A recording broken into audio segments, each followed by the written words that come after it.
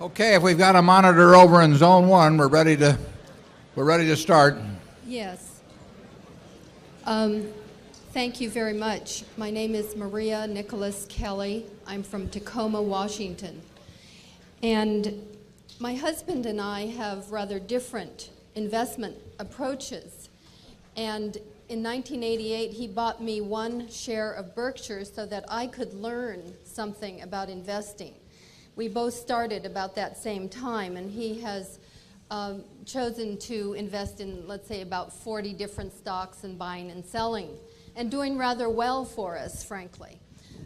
My approach is more simple, and basically I finally figured out last year that I should invest in the companies of the 2 wealthiest men in the world.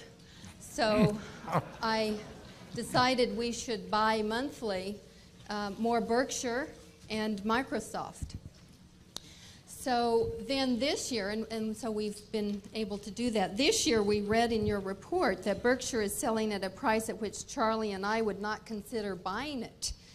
So my husband has challenged my investment strategy.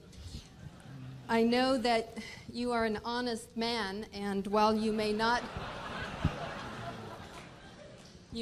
recommend to my partner, Charlie, to buy more Berkshire at this time, do you recommend that I continue my rather automatic investment buying of Berkshire? And I think I know the answer, but I wanted my husband to hear it from the horse's mouth. I think you're using me here.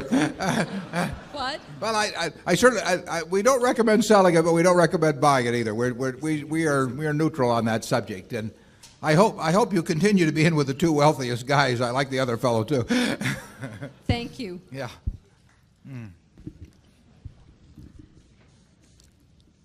Zone 2. Mr. Buffett, I am Harriet Morton from the Emerald City, the same area, the land of Microsoft. And I have a couple small questions. The first one is recognizing your lack of interest in technology or sense of familiarity with it. I'm wondering if you'd give a few comments on Bill Gates as a manager. But the second one, dealing with a business that you're familiar with, has to do with American Express. Would you comment on American Express's strategy to deal with their declining market share in the credit card industry and the rising importance of debt cards? Thank you. Yeah. I'm not sure I got that entirely, Charlie. Did you? I mean, I got the part about American on Gates as a manager and American Express as with the problems in declining in market share. Well, the first part is very easy. Bill Gates is one of the great managers of all time, and is an exceptional business talent who loves his business. And when you get that combination and a high energy level and now an heir to leave it to, I don't think you do much better than that. American Express is has slipped over from where they were 20 years ago, obviously in the credit card business, and I think they may have taken their customer a little bit for granted for a while. I think Harvey Golub is very focused on correcting that and has made some progress. But the credit card business is a very different competitive struggle now than it was 20 or 25 years ago. Interestingly enough, American Express itself backed into the business because they were worried about what was going to happen to their traveler's check business originally, and they saw Diners Club come along, a fellow named Ralph Schneider, and start in, and they saw the inroads that were being made. So the credit card was a reactive move, and for a while they really dominated the field, and of course they still dominate the travel and entertainment part of it.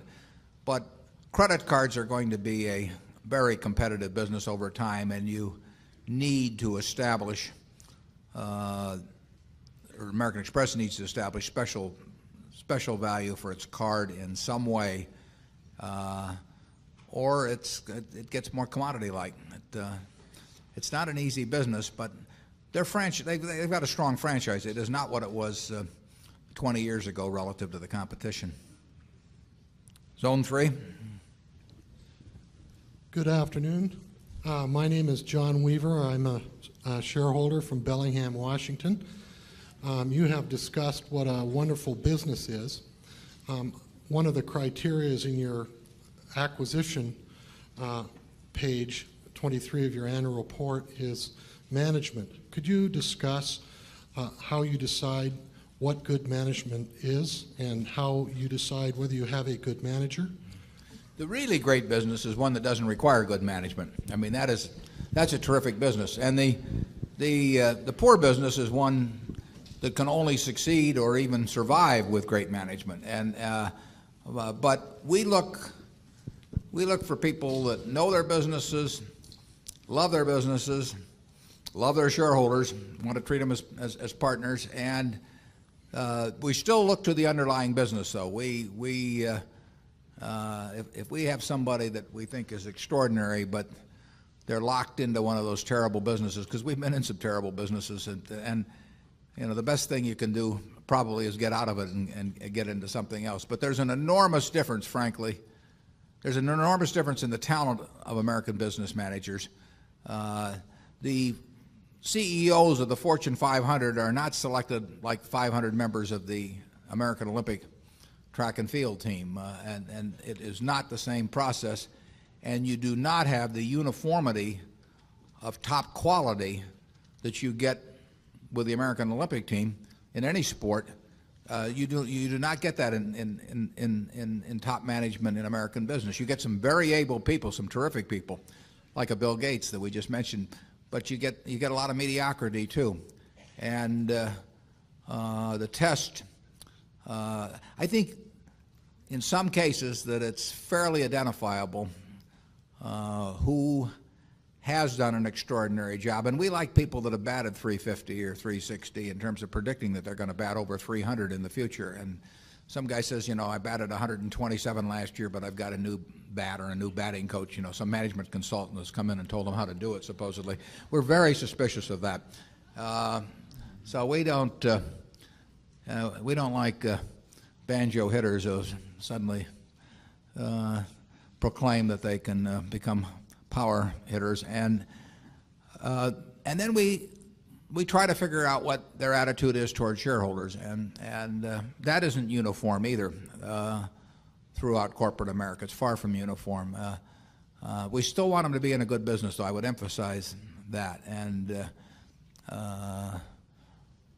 we feel that I mean, when I gave the illustration of Tom Murphy in the annual report. I mean, no one had either the ability, no one could top his ability or integrity in terms of the way he ran Cap Cities for decades. I mean, and you could see it in 50 different ways. I mean, he was thinking about the shareholders, and he not only thought about them, he knew what to do to forward their interests. And in terms of building the business, he only built it when it made sense, not when it did something for his ego or to make it larger alone. He did it when it was in his shareholders' interests. And they're not all Tom Murphys, but when you find them and they're in a decent business, you want to bet very heavily and not make the same mistake I made by selling out once or twice too. Was that zone 3 or yeah, zone 4? My name is Mark Hake. I'm from Scottsdale, Arizona, and I am very interested in your policies on diversification and also how you concentrate your investments. And I've studied your annual reports going back a good number of years, and there's been years where you had a lot of stocks in your marketable equitable securities portfolio, and there was one year where you only had 3 in 1987. So I have 2 questions. Given the number of stocks that you have in the portfolio now, what does that imply about your view of the market in terms of, is it fairly valued, that kind of idea? And second of all, it seems that whenever you take a new investment, you never take less than about 5% and never more than about 10% of the total portfolio with that new position. And I wanted to see if I'm correct about that. Yeah, well, on the second point, that really isn't correct. We have positions which you don't even see because we only listed the ones above 600 million in the last report, and obviously those are all smaller positions. Sometimes that's because they're smaller companies and we couldn't get that much money in. Sometimes it's because the prices moved up after we bought them. And sometimes it's because we may be selling the position down even. But so there's nothing magic. We like to put a lot of money in things that we feel strongly about. And that gets back to the diversification question. We think diversification is, as practiced generally, makes very little sense for anyone that knows what they're doing. Diversification is a protection against ignorance. I mean, if you want to make sure that nothing bad happens to you relative to the market, you own everything. There's nothing wrong with that. I mean, that is a perfectly sound approach for somebody who does not feel they know how to analyze businesses. If you know how to analyze businesses and value businesses, it's crazy to own 50 stocks or 40 stocks or 30 stocks probably, because there aren't that many wonderful businesses that are understandable to a single human being in all likelihood. And to have some super wonderful business and then put money in number 30 or 35 on your list of attractiveness and forego putting more money into number 1 just strikes Charlie and me as madness. And it's conventional practice, and it may, if all you have to achieve is average, it may preserve your job, but it's a confession in our view that you don't really understand the businesses that you own. On a personal portfolio basis, I own 1 stock, but it's a business I know, and it leaves me very comfortable. So, do I need to own 28 stocks in order to, have proper diversification? It'd be nonsense. And within Berkshire, I could pick out 3 of our businesses, and I would be very happy if they were the only businesses we owned and I had all my money in Berkshire. Now, I love the fact that we can find more than that and that we keep adding to it. But 3 wonderful businesses is more than you need in this life to do very well. And the average person isn't going to run into that. I mean, if you look at how the fortunes were built in this country, they weren't built out of a portfolio of 50 companies. They were built by someone who identified with a wonderful business. Coca-Cola is a great example. A lot of fortunes have been built on that. And there aren't 50 Coca-Colas.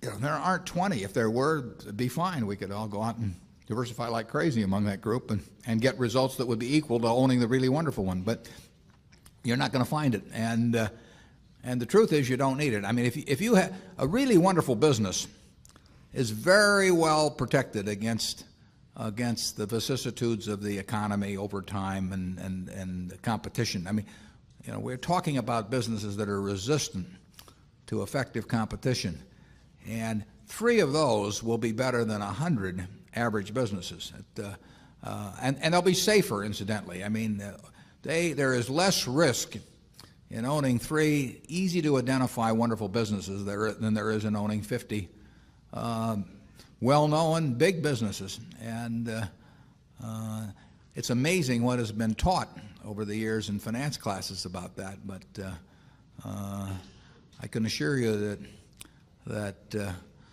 I would rather pick, if I had to bet the next 30 years on the fortunes of my family that would be dependent upon the income from a given group of businesses, I would rather pick 3 businesses from those we own than own a diversified group of 50. Charlie? Yeah, what he's saying is that much of what is taught in modern corporate finance courses is twaddle.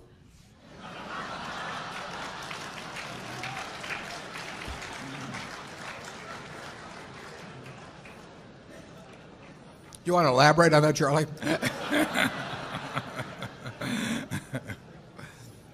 You cannot believe this stuff. I mean, it's modern portfolio theory, and it has no utility. But I mean, it will tell you how to do average. But I think anybody can figure out how to do average in 5th grade. I mean, it's just not that difficult. And it's elaborate, and there's lots of little Greek letters and all kinds of things to make you feel that you're in the big leagues. But there is no value added.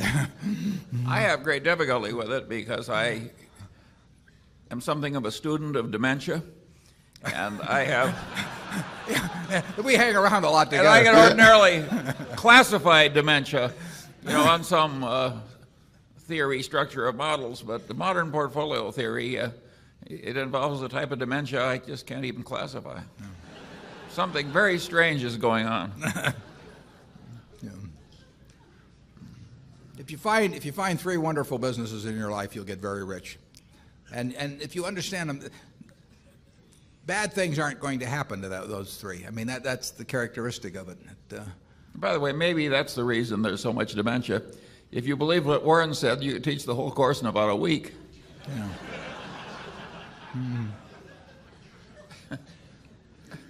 Yeah, and the high priest wouldn't have any edge over the lay people, and that never sells well. Right. Okay, zone what, 5? Are we over there? Yes, good afternoon, Mr. Buffett, Mr. Munger, Board of Directors. Wanted to ask, in looking ahead, do you see the trends of extensive outsizing, the offshoring, the downsizing, the expendable workforce, the right-sizing, the diminished commitment to company loyalty, and the greater emphasis on the short-term, quick buck bottom line versus your commitment to the long-term investment affecting your pool of investment possibilities and your decision processes, and do you possibly think of creating new companies on your own?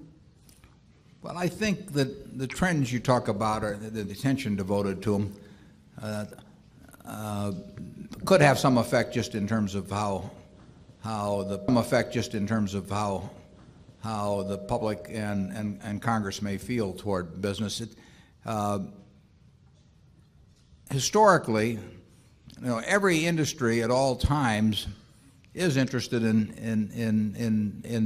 downsizing or becoming more efficient. Now, if the industry is growing, you can achieve efficiency by doing more work or turning out more output with the same people. But if you go back 150 years and look at the percentage of people in farming, for example, farming has downsized from being a very appreciable percentage of the American workforce to a very small percentage, and essentially that's released people to do other things. So it's in the interests of society to get as much output in anything as it can per unit of labor input.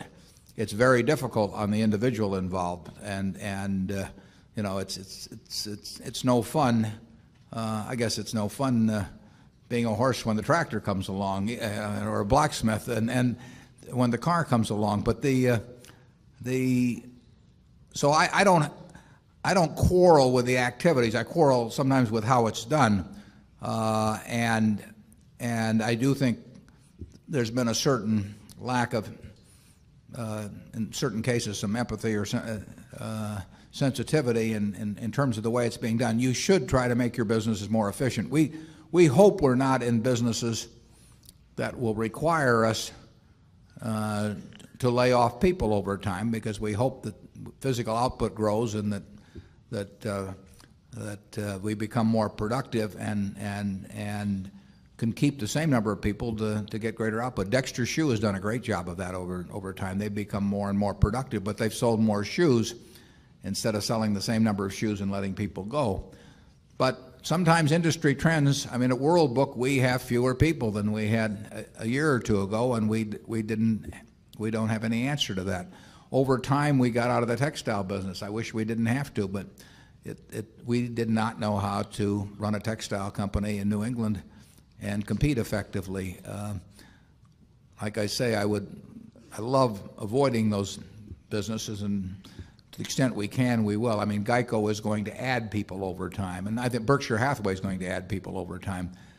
But it is in the interests of society to do jobs more effectively. It's also in the interest of society, it seems to me, to take care in some way of the people that are affected by that activity. And either, in some cases, it may be retraining, but in other cases, it doesn't work so well if you're 55 years old and you've been working in a textile mill all your life, and all of a sudden the guy that runs the place can't make any money out selling your output. I mean, that's not the fellow's fault that's been working in the textile mill for 30 years. So there's a balance in that. I think that the attention that's come about lately, I think there's, to some degree, it was a media fad based on some particularly dramatic examples at a couple of companies. I don't think there is more displacement going on now as a percentage of the labor force annually than there was 10 years ago in terms of reconstituting what people do. But it's gotten a lot of attention lately. There could be a backlash on that in terms of corporate tax rates or a number of things, and we might feel it in that direction. We want at Berkshire to do everything as efficiently as we can. Part of that, in a big way, is not taking on a lot of people we don't need. A lot of the mistakes that are being corrected now are because people got very fat and their businesses got very fat in the past and took on all kinds of people they don't need. We see that in a lot of businesses that we're exposed to, and as long as they're very prosperous, really no one does very much about it. And then when time comes, they all of a sudden find out they can get way more output. The oil companies are a classic example. You know, the people probably actually needed to produce, refine, and market oil probably hasn't changed that much. But if you look at the employment relative to the barrels produced, refined, and marketed, it's gone down dramatically over 20 years ago. To me, it just means that they weren't being run that well 20 years ago, and it never should have occurred in the first place. We don't want to take on more people than we need in any of our businesses because we don't want to lay people off either. Charlie? Well, if you put it in reverse, you would say, name a business that has been ruined because it was over downsized. I cannot think of a single one, but if you asked me to name businesses that were half ruined or ruined by bloat, I mean, I could just rattle off name after name after name. It's gotten fashionable to assume that downsizing is wrong. Well, it may have been wrong to let the business get so fat that it eventually had to downsize. But if you've got way more people than are needed in the business, I see no social benefit in having people sit around half employed or unemployed. You're very likely to compete against some guy at some point who doesn't have more people around than needed in the business too. But it doesn't change. For the people involved, they've got real problems. And Warren, can you name one that has been ruined by over downsizing? There must be one, but well, it's like Eisenhower said about Nixon. Give me a week and I'll come up with something.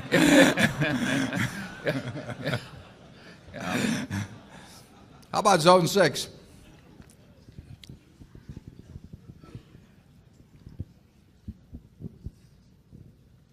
Mr. Buffett, Mr. Munger, I'm Walter Kay of New York City. We're glad to have you here, Walter. What? We're glad to have you here. Walter's been a good friend. Thank you very, very much. You just make me more of an egomaniac, a humble egomaniac by saying that. I don't know if Mr. Munger's wife is here and Mrs. Buffett is here, but back east where I come from in New York, they say when men are successful, it's their wife's doing. But if they're a failure, it's because they're lazy. But anyhow, I just wanted to, again, thank you very much. You've done such great things for our family. It's absolutely incredible. And to those of you who don't know these two gentlemen, besides being financial geniuses, and you all know Mr. Buffett and Mr. Munger too, they're the finest human beings you'll ever meet. I mean, just the way they explain this downsizing is the most intelligent thing I've ever heard. And eventually, these people eventually find work. They have to be re-educated and everything like that. But one point of business I'd like to ask you, if you don't mind.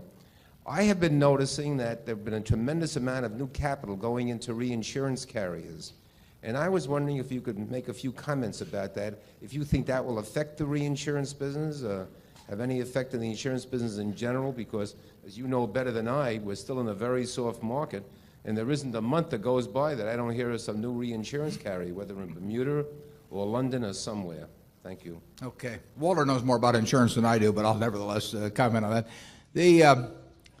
There has been a fair amount of capital, and there was a rush of it about, I'd say maybe 3 years ago into the reinsurance business, but there's been capital come in, and that is negative for our business. I mean, because any capital that's brought in basically will get employed. We are willing at Berkshire, and we do it.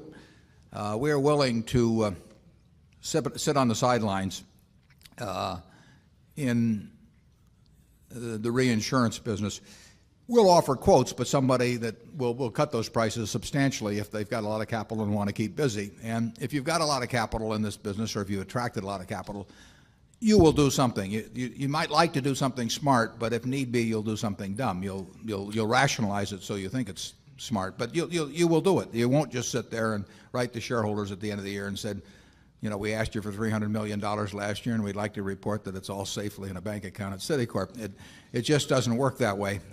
So they will go out and do something. People don't like to sit around all day and do nothing. And that means that prices will get cut under certain circumstances, and that's happening now.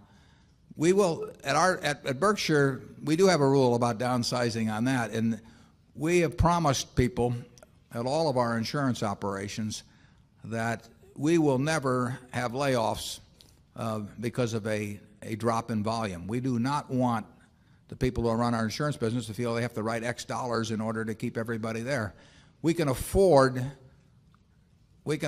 some overhead around that's costing us a little money for lack of using it at full capacity, because it isn't that much relative to the size of our insurance operation.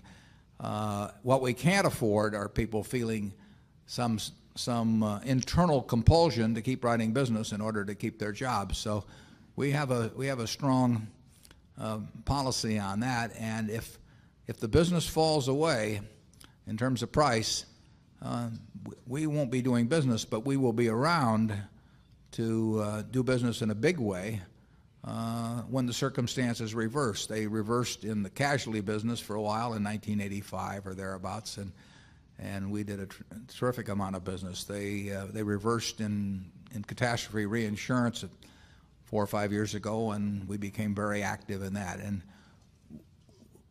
we will have times that are very good for us in insurance. It's a lot like investments. If you feel you have to invest every day, you're going to make a lot of mistakes. It isn't that kind of a business. You have to wait till you get the fat pitch. And in insurance, it's similarly. You do not. If we had a budget for premium volume for our insurance companies, it would be the dumbest thing we could do, because they would meet the budget. They could meet any budget I set out. I could tell some operation that wrote $100 million last year to write $500 million this year, and they would meet it. You know, and I would be paying the bills for decades to come. So it's a very illogical way to try and plan 8 or 10% a year growth. Now, GEICO is a different story in that GEICO is a business that is the low-cost operator and can attract from a huge pool business at I think, a very good rate of growth simply by letting people know what's available out there. So that is a business that I see growing under almost any circumstances. But our reinsurance business will swing around enormously in terms of volume based on what the competitor is doing, and what the competitors are doing depends to a great extent on how much money they've got burning a hole in their pocket. And right now it's going one direction, but it will change. I mean, just like investment markets change.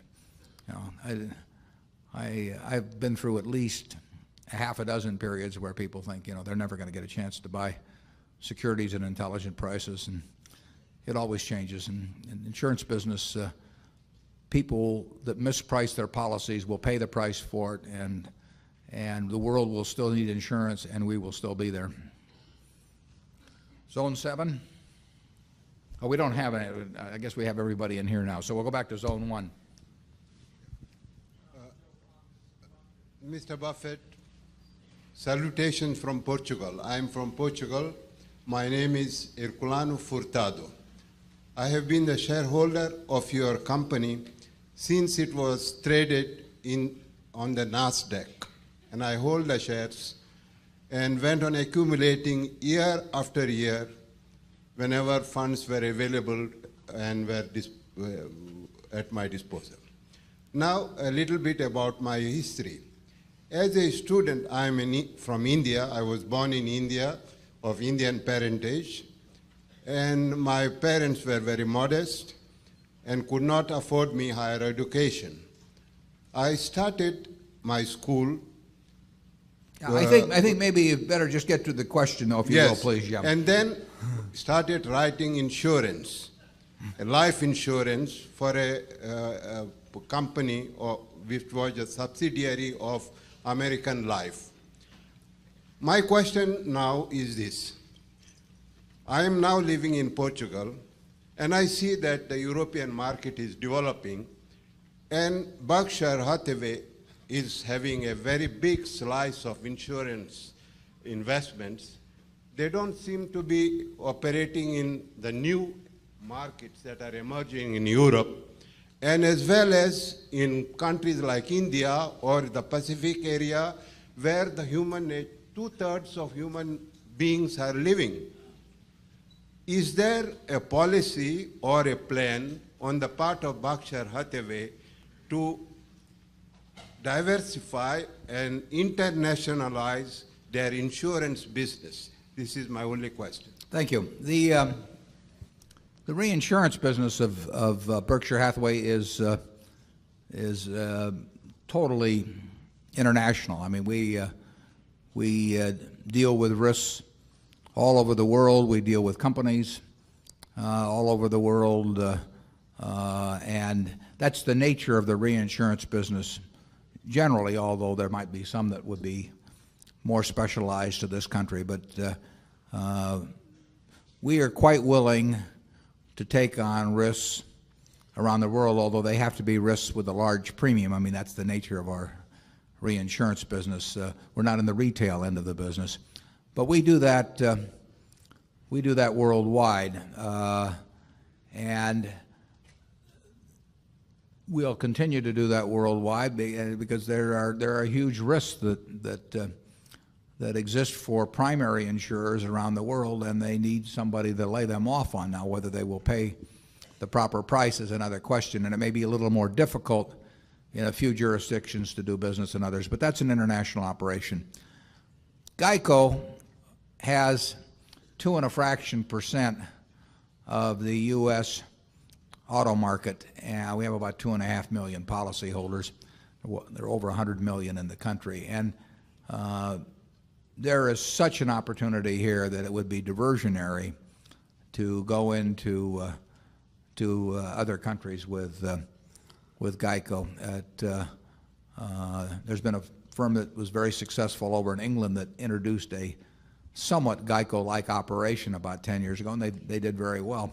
They are now encountering more competition, and their results are falling off somewhat. But there's a huge potential for GEICO in this country, and I would not want the management of GEICO to be going off in other directions now when there's so much to be done here. I mean, 3 percentage points on our growth rate here, for example, would be 75 million or so of volume, and that in turn would keep compounding over time. Well, there's too much to do here before we set up some startup operation around the world, and there are actually various problems in a lot of jurisdictions to run a GEICO-like operation, although I wouldn't say that prevails every place. I mean, there could be opportunities, but the opportunity here in this country is huge, and the management of GEICO is focused. I love focused management. But if you read the Coca-Cola annual report, you will not get the idea that Roberto Goizueta is thinking about a whole lot of things other than Coca-Cola, and I have seen that work time after time, and when they lose that focus, as actually did Coke and Gillette both at one point 20 to 30 years ago somewhat, it shows up. I mean, two great organizations were not hitting their potential 20 years ago, and then they became refocused. And what a difference it makes. It makes tens of billions of dollars worth of difference in terms of market value. Geico actually started, they started fooling around in a number of things in the early 80s, and they paid a price to do it. They paid a very big price. They paid a direct price in terms of the cost of those things, because they almost all worked out badly, and then they paid an additional price in the loss of focus on the main business. That will not happen with the present management. Tony Nicely thinks about nothing else but carrying the Geico message to people who, that 97.5% or so that are not policyholders, and that will work very well for us over time. Charlie? We are indirectly in all of these emerging markets through Coca-Cola and Gillette. So it isn't true that we're totally absent. No, well, at Coca-Cola, the international markets are 80% of profits, actually a little more. Gillette, I think they're about 70% or so. So we love the international aspects of the Coca-Cola or Gillette businesses, and that's a very major attraction. But the management of those companies is focused on that. But they have distribution systems, and they have recognition, and they've got a lot of going for them over there. But the beauty of it is that they're maximizing what they do have going for them, which was not the case 20 years ago. They just sort of let it go more by default, and they started fooling around with a lot of diversification. And basically that has not worked that well. So we like focus. We love focus. Yeah, and doing it indirectly as we've done, one can argue that we thereby do it a lot better. Yeah, we won't explore the implications of that. Zone 2. My name is George Olson. I'm from Atlanta, Georgia. I have a couple quick questions for you. First of all, I'd like to have your comments on the U.S. Air Preferred that there are several quarters in arrears on. And secondly, I was wondering about the Borsheim's report from yesterday. You usually comment on that. Well, Susan Jock, who runs Borsheim's, called me this morning. Her voice was hoarse but happy. And Borsheim's, that comparable day last year was the biggest day of the year, and it was about 60% up this year. So you've done your part.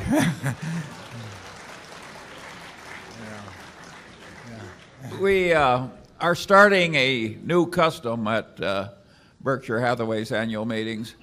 A shareholder came up to me and asked for my autograph on his sales slip from Borsheim's, which was a $54,000 watch. Now that is the kind of autographs we like to give. And so our message to you all is go thou and do likewise. Yeah. It wasn't a member of Charlie's family, incidentally. The U.S. Air Preferred, as I mentioned in the annual report, it looks considerably better than it did 18 months ago or thereabouts, but their fundamental problem, and Steve Wolf has said this, the new CEO of U.S. Air, the fundamental problems are there, and they either address and correct those fundamental problems, or those problems will address and correct them.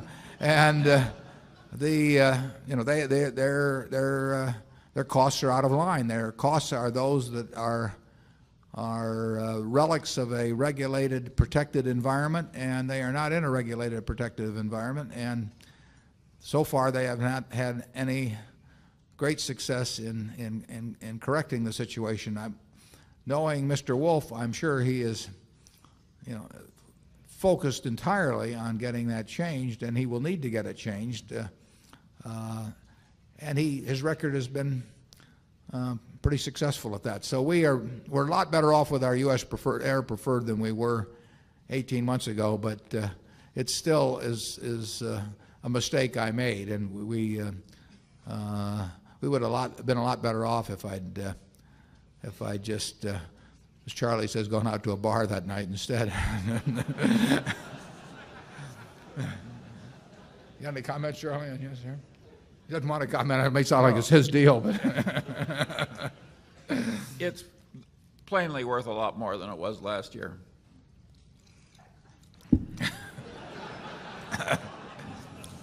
And with that, we'll move to Zone 3.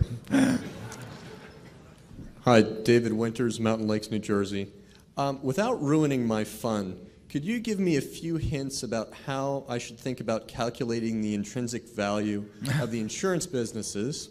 And secondly, I'm wondering about, not that you can foretell the future, either one of you, but with regards to newspapers, is there any concern that it goes the way of the printed World Book and blue chip stamps? It could have. I think it's very, and I'll answer the second part first. I think it's very unlikely, very, very unlikely, down to a few percentage points that newspapers will go the way of blue chip stamps. World Book is a different story. World Book they have a reasonable shot at a decent future, but it's not automatic. But the newspaper, it may be configured somewhat differently. It may get a different percentage of its revenue from circulation and advertising that does. I mean, there may be some evolutionary type changes in it, but it's still a bargain. It is a bargain to anybody that is interested in their community. It's still a bargain to a great many advertisers. We spend a lot of money advertising in newspapers in our various businesses, and we feel we are getting our money's worth, obviously, and it works. But it just doesn't have the lock that it used to have on the business. Now, what was the other question about? Did you want to repeat the first one? Oh, yeah, the question about the insurance business, the intrinsic value. I would say this. We have, I'm not going to give you a precise answer, but I will tell you this. We have $7 billion presently afloat. That's the money we're holding that belongs to someone else, but that we have the use of. Now, if I were asked, would I trade that for $7 billion dollars and not have to pay tax on the gain that would result if I did that, but I would then have to stay out of the insurance business forever, total forever non-compete clause of any kind in insurance, would I accept that? And the answer is no. Now, that is not because I would rather have $7 billion afloat than $7 billion of net proceeds of free money. It's because I expect the $7 billion to grow.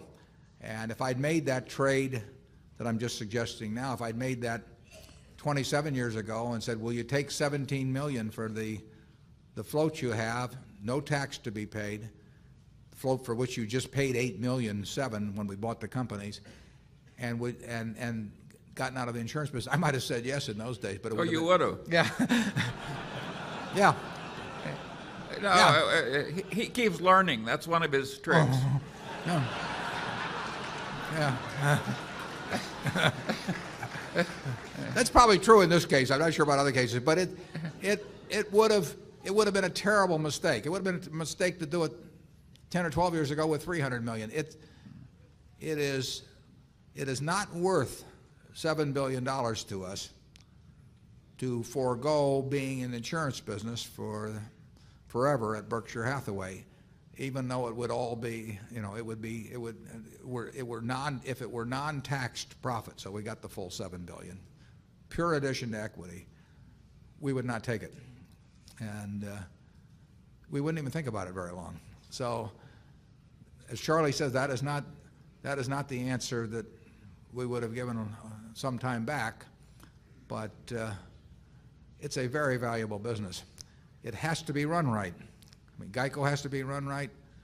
Reinsurance business has to be run right. National Indemnity, Homestay Company, they all have to be run right. And it's not automatic. But they have the people, the distribution structure, the reputation, the capital strength, the competitive advantages. They have those in place. And if nurtured, they can become more valuable as time goes by. Zone Vor? Yes, I'd like to ask the chairman and Mr. Munger about Freddie Mac. A few years ago, I think they're earning most of their money from the guarantee fees and the float. Now they've got the huge balance sheet, a lot of short-term liabilities.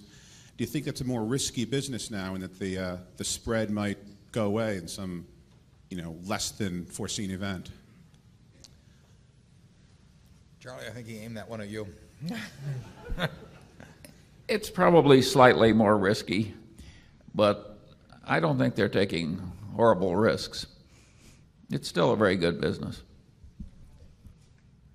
Yeah, what the question referred to is that formerly Freddie Mac emphasized normally just the guarantee of credit, and then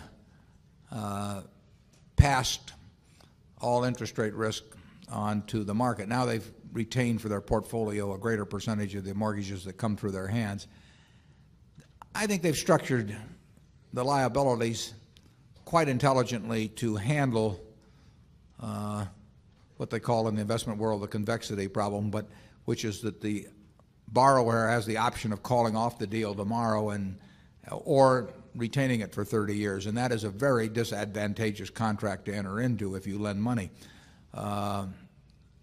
They've done quite an intelligent job of attacking that by callable debt and various things, but you can't address a problem like that totally. There's no way to set up some model that satisfies that entire risk. They've done a good job, but as Charlie says, the larger the portfolio as compared to guarantee fees, because you've still got the credit risk on the portfolio, and you've added a little interest rate risk at the extremes, and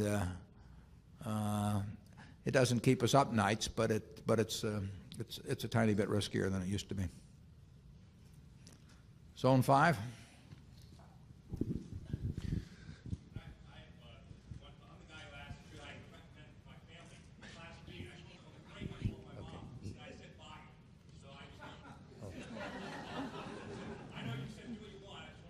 Well, you did what you wanted. I mean, you followed my advice. I'm batting 1,000. We'll see what you're batting next year.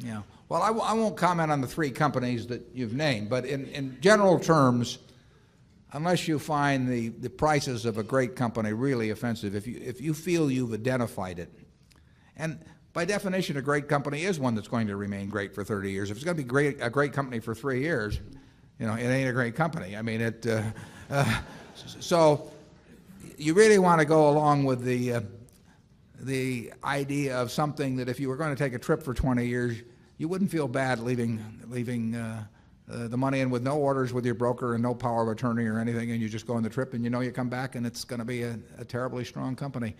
I think it's better just to own them. I mean, we could attempt to buy and sell some of the things that we own that we think are fine businesses, but they're too hard to find. I mean, we found See's Candy in 1972, where we find here and there we get the opportunity to do something, but they're too hard to find. So to sit there and hope that you buy them in the throes of some panic, that you sort of take the attitude of a mortician, waiting for a flu epidemic or something. I mean, I'm not sure that will be a great technique. I mean, it may be great if you inherit it. Paul Getty inherited the money at the bottom in 32. I mean, he didn't inherit it exactly. He talked his mother out of it, but yeah. It's true, actually. Close enough. Yeah, close enough, right? But he benefited enormously by having access to a lot of cash in the early 30s that he didn't have access to in the late 20s, and so you can get some accidents like that. But that's a lot to count on, and if you start with the Dow at X and and you think it's too high. You know, when it goes to 90% of X, do you buy? Well, if it does and it goes to 50% of X, it gets, you know, you never get the benefit of those extremes anyway, unless you just come into some accidental sum of money at some time. So I think the main thing to do is find wonderful businesses.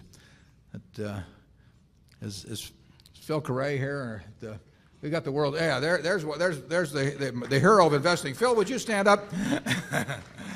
Phil is 99. He wrote a book on investing in 1924.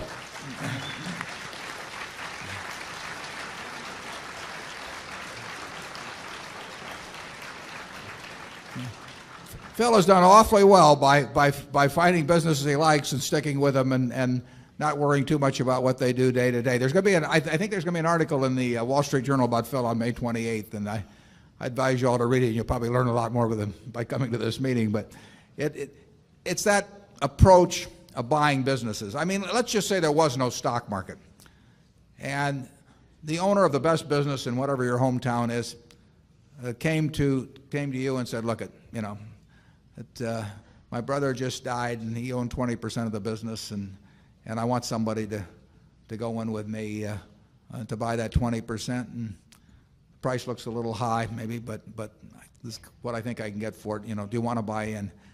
You know, I think if you like the business and you like the person who's coming to you and the price sounds reasonable, and you really know the business, I think probably the thing to do is to take it and don't worry about how it's quoted. And it won't be quoted tomorrow or next week or next month. You know, I think people's investment would be more intelligent if stocks were quoted about once a year, but it isn't going to happen that way. So, and if you happen to come into some added money at some time when something dramatic has happened, I mean, we did well back in 1964 because American Express ran into a crook. You know, we did well in 1976 because Geico's managers and auditors didn't know what the loss reserve should have been the previous couple of years. So we've had our share of flu epidemics, but you don't want to spend your life waiting around for them. Zone 6. I'm Joe Condon from London. Both Mr. Buffett and Mr. Munger have addressed my question in annual reports and at previous meetings here. This is my first time. It has to do with investment in a few great high technology stocks. I know your answer has been that if you don't understand it, and I can't, after this performance, can't really believe that both of you don't understand most of the high technology questions. But I'm thinking about not only Microsoft, but say Pfizer and J&J, all three companies which have already proven that not only do they have a great product, proven management over 10 to 15 years, great market share positions, which are not easy to get into. And I frankly don't see a big difference in the PE ratios, for example, if you say Coca-Cola, or against Johnson & Johnson or Pfizer, which are very powerful companies. I wonder if either or both of you would address that question again. Charlie, why don't you? If you have something you think you understand that looks very attractive to you, we think it's smart to do what you understand. If we'd been unable to find companies that fit our slender talents, we well might have been in the Pfizers and Microsofts and so forth, but we've never had to revert to it. We don't sneer at it. Other people with more talent have found that a wonderful course of action. We generally look at businesses. We feel change is likely to work against us. We do not have great ability. We do not think we have great ability to predict where change is going to lead. We think we have some ability to find businesses where we don't think change is going to be very important. Now, at a Gillette, the product is going to be better 10 years from now than now, or 20 years from now than 10 years from now. You saw those earlier ads going back to the Blue Blade and all that. The Blue Blade seemed great at the time, but the shaving technology gets better and better. But you know that Gillette although they had that little experience with Wilkinson in the early 60s. But you know that Gillette is basically going to be spending many multiples the money on developing better shaving systems than exist now compared to anyone else. You know, they got the distribution system, they got the believability. If they bring out a product and they say this is something that men ought to look at, men look at it. And they found out here a few years ago that the same thing happened when they said to women to look at it in the shaving field. They wouldn't have that same credibility someplace else, but in the shaving field they have it. Those are assets that can't be built, and they're very hard to destroy. So change, we think we know in a general way what the soft drink industry or the shaving industry or the candy business is going to look like 10 or 20 years from now. We think Microsoft is a sensational company run by the best of managers, but we don't have any idea what that world is going to look like in 10 or 20 years. Now, if you're going to bet on somebody that is going to see out and do what we can't do ourselves, I'd rather bet on Bill Gates than anybody else. But I don't want to bet on anybody else. I mean, in the end, we want to understand ourselves where we think a business is going. And if somebody tells us the business is going to change a lot, in Wall Street they love to tell you that, that's great opportunity. They don't think it's a great opportunity when Wall Street itself is going to change a lot, incidentally.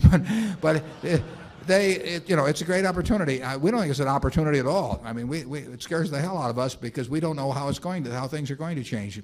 We are looking, when people are chewing gum, we have a pretty good idea how they chewed it 20 years ago and how they'll chew it 20 years from now. And we don't really see a lot of technology going into the art of the chew, But, so that, as long as we don't have to make those other decisions, why in the world should we? I mean,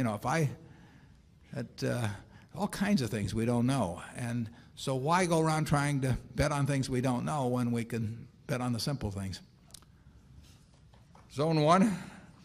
I can see the shareholders like us sticking with the simple ones so they understand us. Yeah. Good afternoon, Warren. Jerry Zucker, Los Angeles, California. In the annual report, the second largest holdings of unsecured securities are labeled others. Could you please expand on some of the holdings there? Like, do we still own PNC, and are we supposed to be buying Big Macs, as the press has reported? Yeah, well, actually, it's a very descriptive title, others. We do that for several reasons. But one is that we have no interest in people buying Berkshire or looking at the Berkshire report or anything else in order to generate investment ideas for themselves. Some people may do it, but we are not in that business.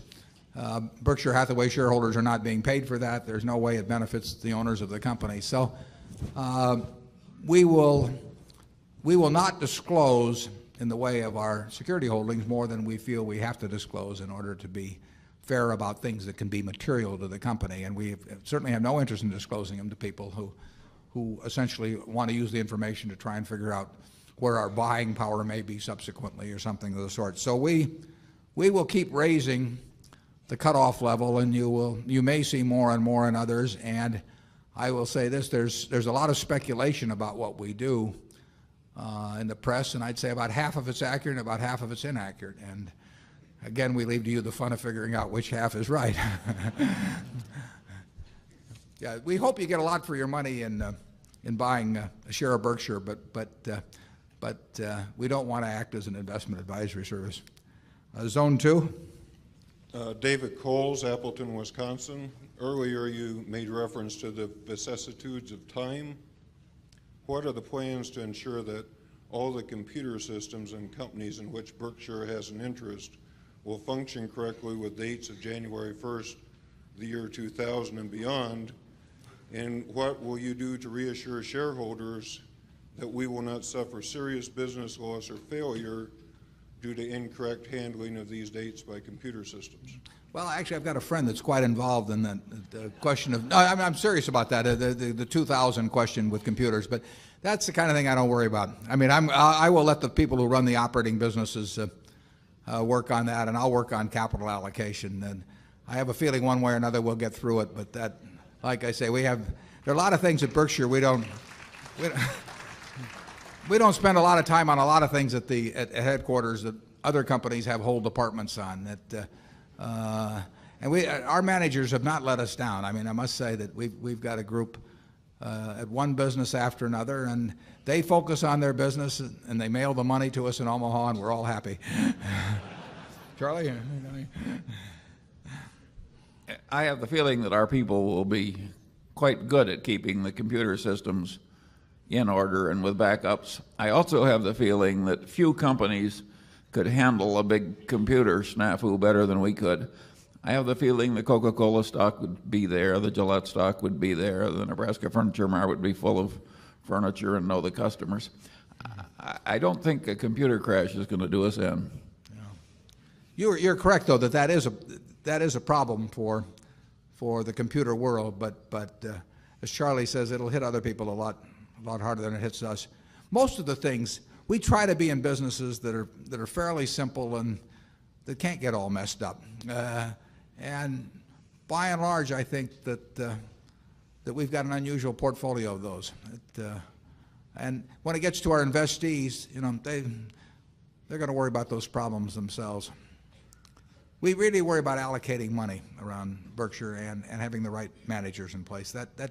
If we can do those two right, everything else will take care of itself. Zone 3. My name is Peter Bevlin from Sweden. You have said that you like franchise companies that have that are castles surrounded by moats, companies that are possible to, you can have some prediction 5-10 years down the road. But aren't businesses like See's Candy, the furniture business, the jewelry business, the shoe business that are hard to predict the future 5-10 years down the road? What was that on the last part of it? Aren't these businesses hard to predict 5 or 10 years down the road? I think things like shoe business. Yeah, I think they're far easier to predict than most businesses. I think I can come closer to telling you the future of virtually all of the businesses we have, and not just because we have them. I mean, if they belong to somebody else. Then if I took the Dow 30, excluding the ones we own, or the first 100 companies alphabetically on the New York Stock Exchange, I think ours are way easier to predict. They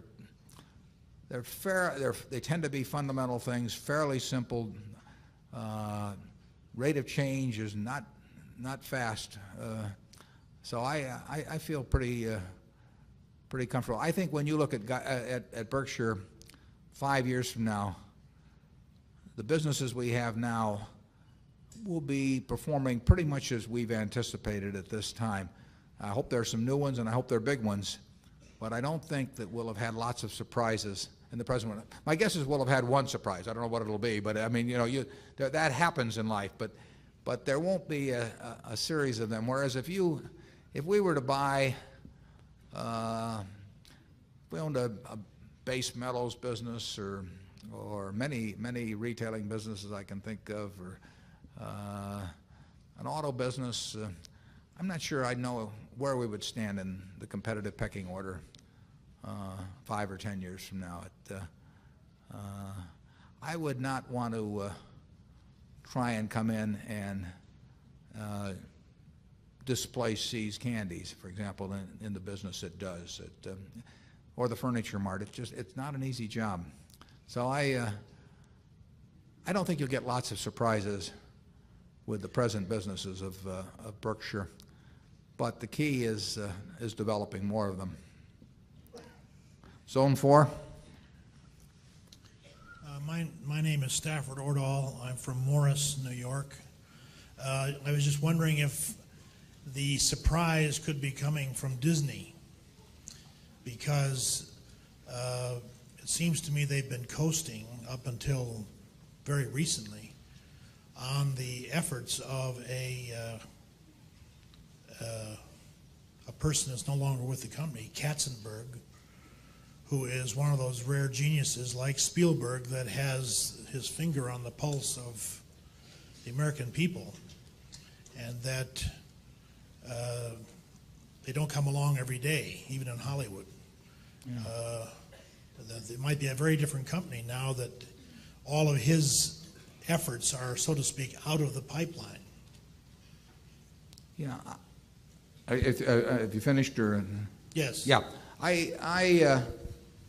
Katzenberg is a real talent. I would say that that by far, the most important person at Disney in the last 12 years or whatever it's been has been Michael Eisner. I mean, if you know him and what he has done in the business, there's no one. Frank Wells did a terrific job in conjunction with Eisner, but Eisner has been the Walt Disney, in effect, of his tenure. He knows the business. He loves the business. You know, he eats and lives and breathes it. And he has been, in my view, by far the most important factor in Disney's success. Now they face competition. The money is in, the big money is in the animated films and everything that revolves around that, because you go from films to parks to character merchandising and back, and I mean it's a circular sort of thing which feeds on itself. There's going to be plenty of competition in that. I mean they've you've seen what MCA and Universal's going to do in the parks in Florida, and you know what DreamWorks is going to do in animation, and now you've got new technology in animation, through Steve Jobs, and there's a lot of things going on in that field. So the question is, 10 years from now, what place in the mind, because it's a share of mind, it's not, they call it share of market, but it starts with share of mind, and what place in the mind of billions of children around the world and their parents does Disney itself have, and their characters, relative to that owned by other organizations and other characters? And it's a competitive world, so there will be people fighting for that. But I would rather start with Disney's hand than anyone else's by some margin, and I would rather start with Michael Eisner running the place than with anyone else by some margin. So that does not mean that it can't become a much more competitive business, because people look at the video releases of A Lion King and they salivate. You sell 30 million copies of something at whatever it may be, $16 or $17, and you can figure out the manufacturing costs, and it gets your attention, and it gets your competitors' attention. But going back, if I thought the children of the world were going to want to be entertained 10 or 20 years from now, and I had my choice of betting on who is going to have a special place, if anyone has a special place in the minds of those kids and their parents, I think I would probably rather bet on Disney, and I would feel particularly good about betting on him if I had the guy who has done what Eisner has done over those years presiding in the future. Charlie? Well, I think it helps to do the simple arithmetic. Suppose you have 1 billion children of low middle income 20 years from now, and suppose you could make $10 per year per child after taxes from your position. It gets into very large numbers, and I don't know about your children and grandchildren, but mine want to see Disney. And they want to see it over and over and over again. They don't want to see Katzenberg. Well, I mean in terms of the trade name. It's a pretty good trade name.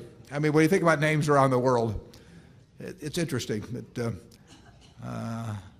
there's very hard to beat the name Coca-Cola, but Disney's got it's a very, very big name. And Charlie's point that they want to see him over and over again, and it's kind of nice to be able to recycle Snow White every 7 or 8 years. You hit a different crowd, and it's kind of like having an oil field, you know, where you pump out all the oil and sell it, and then it all seeps back in over 7 or 8 years. Zone 5. I'm Randall Bellows from Chicago. Thank you for this marathon question and answer period. We enjoy it, thanks. My question is on the security business, Wall Street firms in general, and specifically what you feel about Solomon at this time. Thank you. Yeah. Well, we know more about the security business than we knew 10 years ago, and it is a tough business to manage. There's a lot of money made in the business, and then throughout Wall Street, I'm talking about. There's very big sums of money made, and then the question is, how does it get divided up between the institution and the people there? And you get to this question. I've often used the analogy of, would you rather, if you're an investor and you get a chance to buy the Mayo Clinic, that is one sort of an investment, and if you get a chance to buy the local brain surgeon, that's another one. You buy the local brain surgeon and his practice for X millions of dollars, and the next day, what do you own? And if you're buying the local brain surgeon, you would not pay any real multiple of earnings, because he's going to have this revelation several days later that it's really him and not you there with your little stock certificate that's producing the earnings, and it's his reputation. And he doesn't care. Imagine Berkshire Hathaway advertising brain surgery, how much business we would do. So he owns the business, even though you've got the stock certificate. Now, if you go to the Mayo Clinic, no one can name the name of anybody at the Mayo Clinic unless you live within 10 miles of Rochester.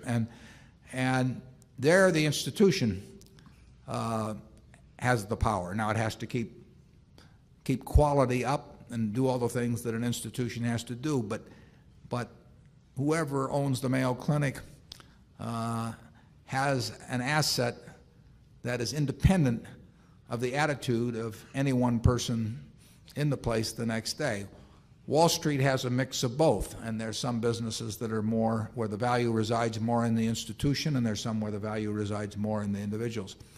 We've got a couple of sensational people running Solomon, and they wrestle with this problem as they go along, and they seem to be wrestling considerably more successfully currently than was the case close to a year ago. But it is not an easy business to run, and it's not an easy business to predict unless you have a business that's very institutional in character, and there aren't many of those in Wall Street. Zone 6.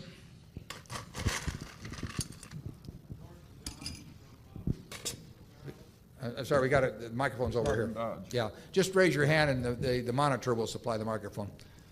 Thank you. Howard Winston from Cincinnati, Ohio. One question. Are you concerned about the rising valuations on the NASDAQ market, where companies trade at multiples of revenues instead of multiples of earnings? The rising value of what did you say? The NASDAQ market. Oh. Where they traded 10 times revenues or more, 30 times revenues, instead of 10 times earnings. Yeah. Well, we don't pay much attention to that, because throughout the careers Charlie and I have had in investing, there have always been hundreds of cases or thousands of cases of things that are ridiculously priced, and phony stock promotions, and the gullible being led into to believe in things that just can't come true. So that's always gone on. It always will go on, and it doesn't make any difference to us. I mean, we are not trying to predict markets. We never will try and predict markets. We're trying to find wonderful businesses, and the fact that a part of the market is kind of screwy, that's unimportant to us. We tried a few times shorting some of those things in our innocence of youth, and it's very tough to make money shorting even the obvious frauds, and there are some obvious frauds. And it really is. It's not so tough to find the obvious frauds, and it's not tough to be right over 10 years.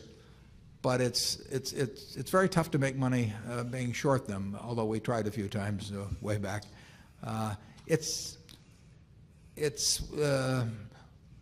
We don't look at indicia from stocks in general, or from PEs or price sales ratios or what other things are doing. We really just focus on businesses. We don't care if there's a stock market. I mean, would we want to own Coca-Cola, the 8% we own of Coca-Cola, the 11% of Gillette, if they said we're just going to delist the stock and we're never going to, we'll open it again in 20 years. It's fine with us, and then if it goes down on the news, we'll buy more of it. So we care about what the business does. Yeah. Norton, why don't you give him the microphone there? Thank you, Warren, for including me. out of order. It's good to have you here. Norton represents a family that came in 1956. Yeah, that joined up with the partnership and been with us ever since.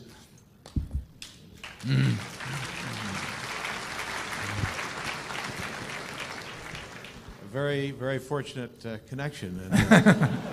Both ways, Norton, both ways. And, careful, Norton. We don't want you mobbed on the way out. But I might say that it all began with my father discovering, thanks to a professor of finance that was also at the University of Oklahoma, Ben Graham back in 1940. And then later, when Ben Graham was about to retire, we were trying to find his protege. And clearly that was Warren. And so he belongs to that long tradition. But the question I wanted to ask was, you've mentioned the very strong companies that Berkshire has that are really international companies like Coca-Cola and the Gillette. But are you considering, or have you ever thought of considering the foreign companies that are undervalued, or have you for some reason not included that in your universe of companies to consider?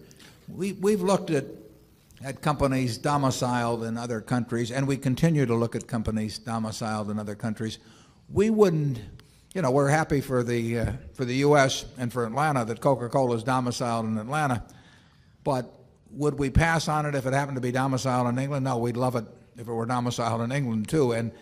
And we feel that the important thing is the business, not the domicile, although we're more familiar in a general way with domestic companies that are domiciled here, although they may make their money internationally.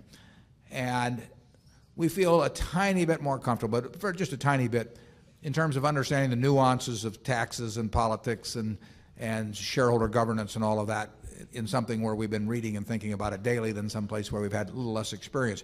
But we would love to find a wonderful business that is domiciled in any one of 30 or so countries around the world. We look some. We don't look as hard as we look at domestic companies. We're not as familiar with them, but I have read hundreds of annual reports of companies spread around the world, and we've owned a few, just a couple. They're usually not as big, so just getting the kind of money in many cases is more of a problem. But some of them are big, and we do not have such a surplus of ideas that we can afford to ignore any possibilities. And if we can find something with a market cap, probably of at least $5 billion or greater, that strikes us as having our kind of qualities and the price is right and everything, we will buy. Zone 1. Good afternoon, Mr. Buffett. I'm Nelson Coburn from Silver Spring, Maryland. I have one question I want to ask that hasn't come up here yet. Where does the money sit that comes in, say, from dividends and whatever other income that comes into Berkshire that you're waiting to invest someplace else? Is it get someplace where it's taking in a profit, or is it just sitting gathering dust? Well, we only have about 4 or 5 commercial paper names we accept. We're very picky about where we put the money. All gets invested. We do not have anything sitting around in the safe or any place else. So it's all invested. But we do not get venturesome in the least in terms of where our short-term money goes. So we only have, like I say, maybe 4 or 5 approve names on commercial paper, all of which I approve. I mean, if anything ever goes haywire on this, it's my fault.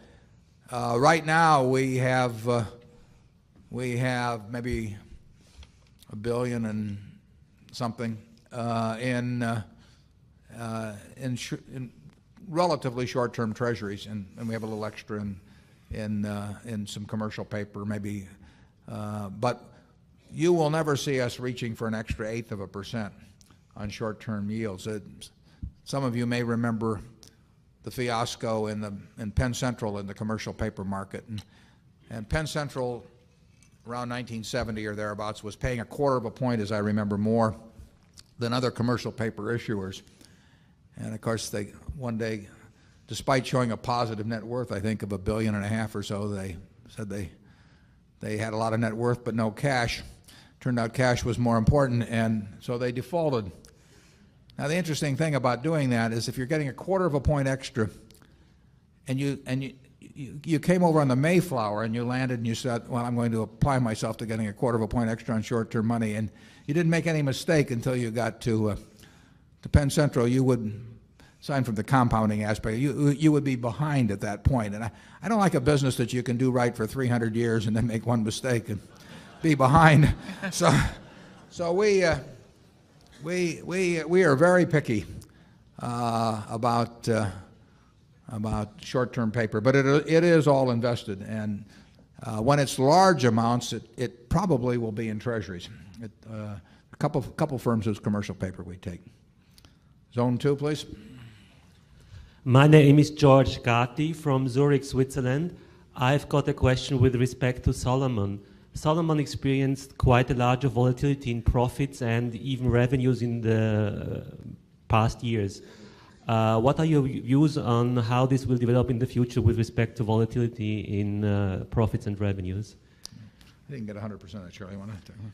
Yeah, well, I can see, he can hear. We make a great combination.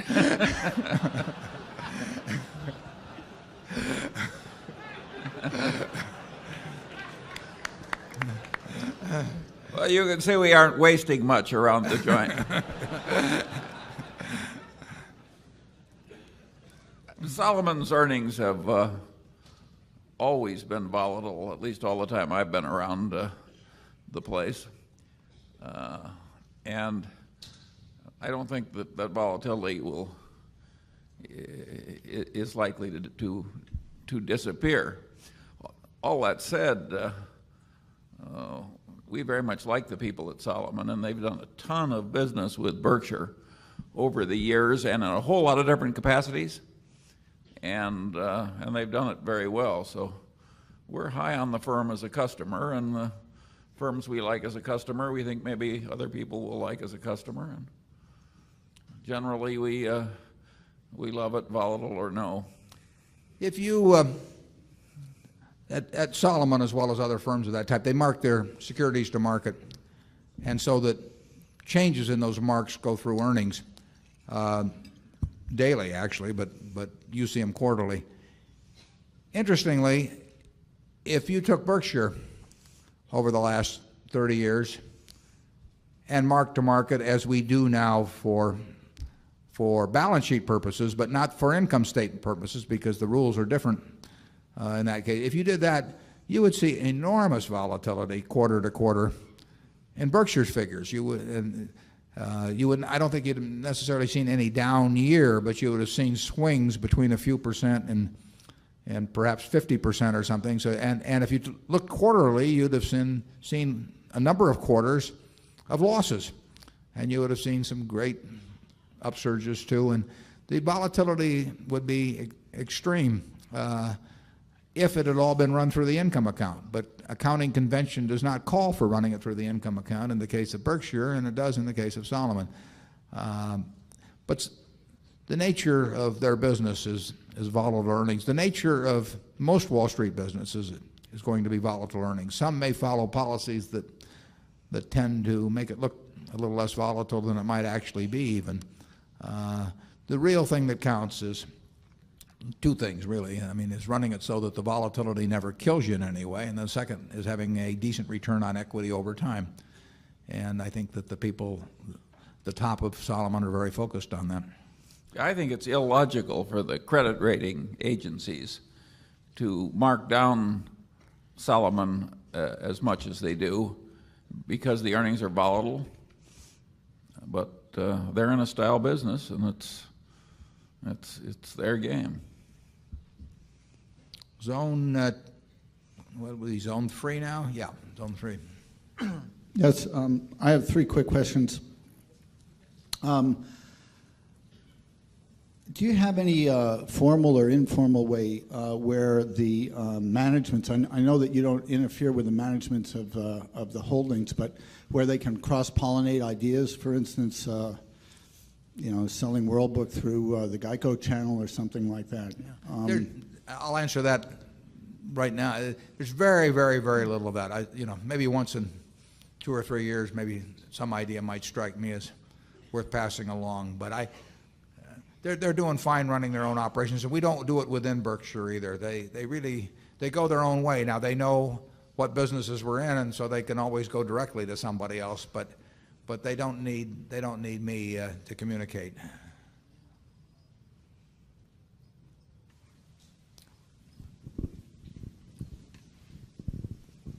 Zone 4. My name is Mike Macy from Las Vegas, Nevada.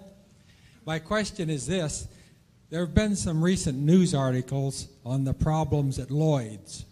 What effect, if any, do you see the problems at Lloyd's having on an increase in the Berkshire insurance or reinsurance business?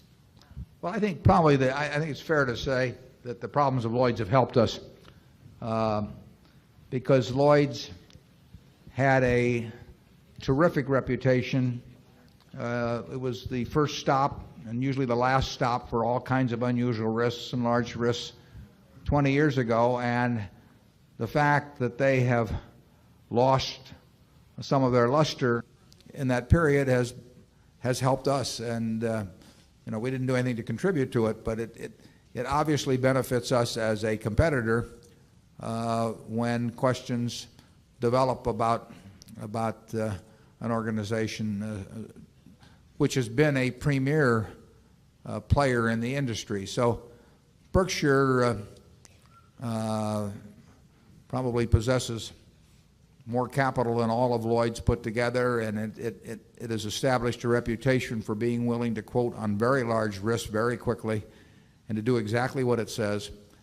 And it might very well be that in many cases we would get a call before they would get the call now. So we've been a beneficiary, and probably in a fairly good-sized way from their problems. And it's more difficult for them to make inroads on us now than would have been the case 10 years ago.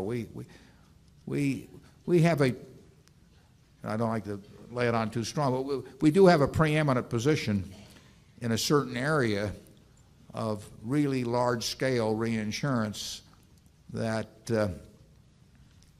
will be difficult for anyone else to replicate. Now, they may not like our prices. There may not be demand for some of the things we can do, but if there is demand, we are very likely to get some very significant business out of that position, and we've seen it some in recent years, and we'll see it more in the future. Zone 5. Mike Assail from New York City with a question for Charlie about the 100 or so models we ought to have in our head. Here we go. Mentioned at the end of the excellent worldly wisdom speech. I'd like to know the most useful models on industry consolidation, on product extension, on vertical integration, and any models which explain the special cases when it makes sense to invest in retailing stocks. And if Warren has anything to add or subtract, I'd love to hear it. Thank you very much. Well, I'm glad to answer such a modest question.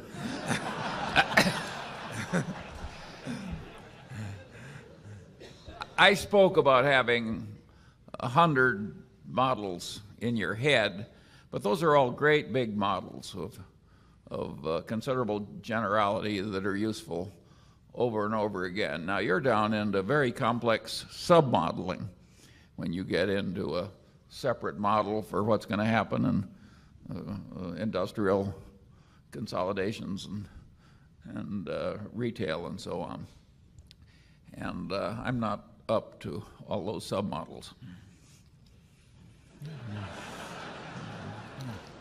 The truth is, we're up to a few, but we take the general models and plug them in, and sometimes the light goes on and sometimes it doesn't. But if it does, they could be quite useful.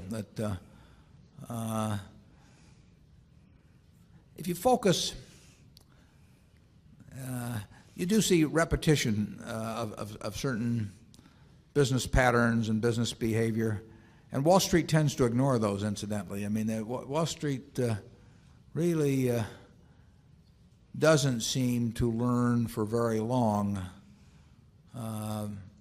business lessons. It may not be to their advantage to learn it. That would probably plug right into Charlie's model. You bet. Yeah, it's better to if you're out selling the future, it may be better to forget the past if you're getting paid on selling it and not on betting your life on it in some way. One situation at Berkshire that really is somewhat different than many companies, we assume, and unfortunately it's an error, but we assume we'll be around forever. So when we are in our insurance business, we assume we're going to be here to pay every claim. And we're not going to retire at 65 and hand over something to someone else. And there wouldn't be any sense playing games on accounting because it would catch up with us later on. And whereas in many businesses, I don't think they have quite the same horizon on things. They do it at Coca-Cola or they do it at Gillette, but many companies are thinking about what kind of, I'm afraid that more than you'd like, are thinking about what kind of little pictures they can paint for the next 4 quarters or so, and that's easy to do, but our problem is we're going to be around a lot longer, we think, than 4 quarters, so that's not an option available to us, and we really run it as if in the year 2050 or something, somebody's going to look and say, how did it work out? Zone, where are we, 5 or 6? Wherever the microphone is. Zone 5, we got a mic over there? Maybe that was 6, okay, we'll go to 6. Could you get the microphone, or do we have one in there? Yeah. Want to bring in the microphone? Particularly for the people behind you, it's a little difficult. Glenn Rollins, Atlanta, Georgia. You state in your letters to shareholders that with your wholly owned companies, you reward them at a high rate when they release capital to you, and you likewise charge them a high rate when they need capital. Could you elaborate on that? Well, some of our businesses don't need capital at all, or need so little that it doesn't make sense to build it into a formula. So we have certain businesses, those are the best businesses, incidentally, that take essentially no capital, because it means that if you double the size of the business, you don't need any more capital. And those are really wonderful businesses, and we got a few of those. But where our businesses do produce capital, we could have all kinds of complicated systems and have capital budgeting groups at headquarters and do all kinds of things. But we just figure it's simpler to charge people a fair amount for the money and then let them figure out, whether they really want to buy a new slitter or whatever it may be in their business. And it varies a little bit. It varies on the history of when we came in. It varies on the interest rates. But we generally will be charging people something in the area of 15% in terms of working out compensation arrangements for capital. Now, 15% pre-tax, depending on state income taxes, is only 9 to 9.5% after tax. So you can say that isn't even enough to charge people. But we find that 15% gets their attention. And it should get their attention, but it shouldn't be such a high hurdle rate that things that we want to do don't get done. Our managers expect to be running their businesses for a long, long time. So we don't worry about them doing something that works for them in the next year but doesn't work 5 years out, or vice versa, where they don't make longer plans, because they see themselves as part owners of the business. But we want them to be owners with a cost attached to capital. We think it's awful, frankly, the way businesses reward executives with absolutely no regard for the cost of capital. I mean, a fixed price option for 10 years, you know, imagine giving somebody an interest-free loan for 10 years. You're not going to do it. And if a company is retaining a significant part of its earnings, and you give out a fixed price option for 10 years, they can do nothing with it but put it in a savings account, and they'll make some money off of it. So we like attaching a cost of capital. If we had options for me and Charlie at Berkshire, which would not, it's not going to happen, but it would not be illogical. We have responsibility for the whole place. You could have some kind of a compensation arrangement that worked in respect to how the whole enterprise fared, and it would make sense for the two of us. It wouldn't make sense for the rest of our managers because they work on specific units, and you should have compensation arrangements that apply to those units. But assuming you had it for the two of us, which we're not going to have, I want to assure you. But we would say the fair way to do that would be to have an option at not less than present intrinsic value. Forget what the market price is, because believe me, the idea of having the more depressed your market price be, the better your option price be, does not make any sense. So we would have it at not less than intrinsic value. And then we would have it step up yearly based on something relating to a cost of capital, because we would say, why should we get free use of the shareholders' capital? And we could work out a fair stock option. That would be perfectly appropriate. We won't do it, but it'd be a perfectly appropriate way to have us compensated, that involved an issuance, that an initial price of not less than intrinsic value, and involved carrying costs. And then we would be in a position, still not totally analogous to shareholders because we wouldn't have a downside that you have, but we would at least have the carrying costs that you have of ownership. And we work that through into our unit compensation plans by having a cost of capital that, like I say, tends to run about that 15% area. And if people can give us money, we should be able to figure out a way to do something better than 15% pre-tax with it. That's part of our job too. So we will pay them to give us back money.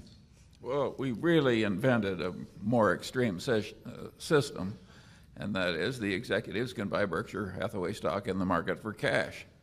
And this is a very old-fashioned system, but most of them, it doesn't take any lawyers or compensation consultants, and most of them have done it, and most of them have done very well with it. I don't know why it doesn't spread more. No. People say they want their management to think like shareholders. Management, they compensate. We're going to have them think like shareholders. It's very easy to think like a shareholder, become one, Yeah. and you'll think exactly like a shareholder. Right. It's not a huge psychological hurdle to get over if you actually write a check. Yeah. Zone 1.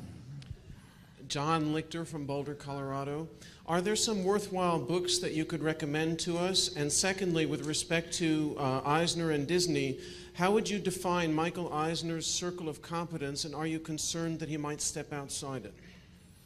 Well, I would say that he has proven himself very good at understanding what Disney is really all about.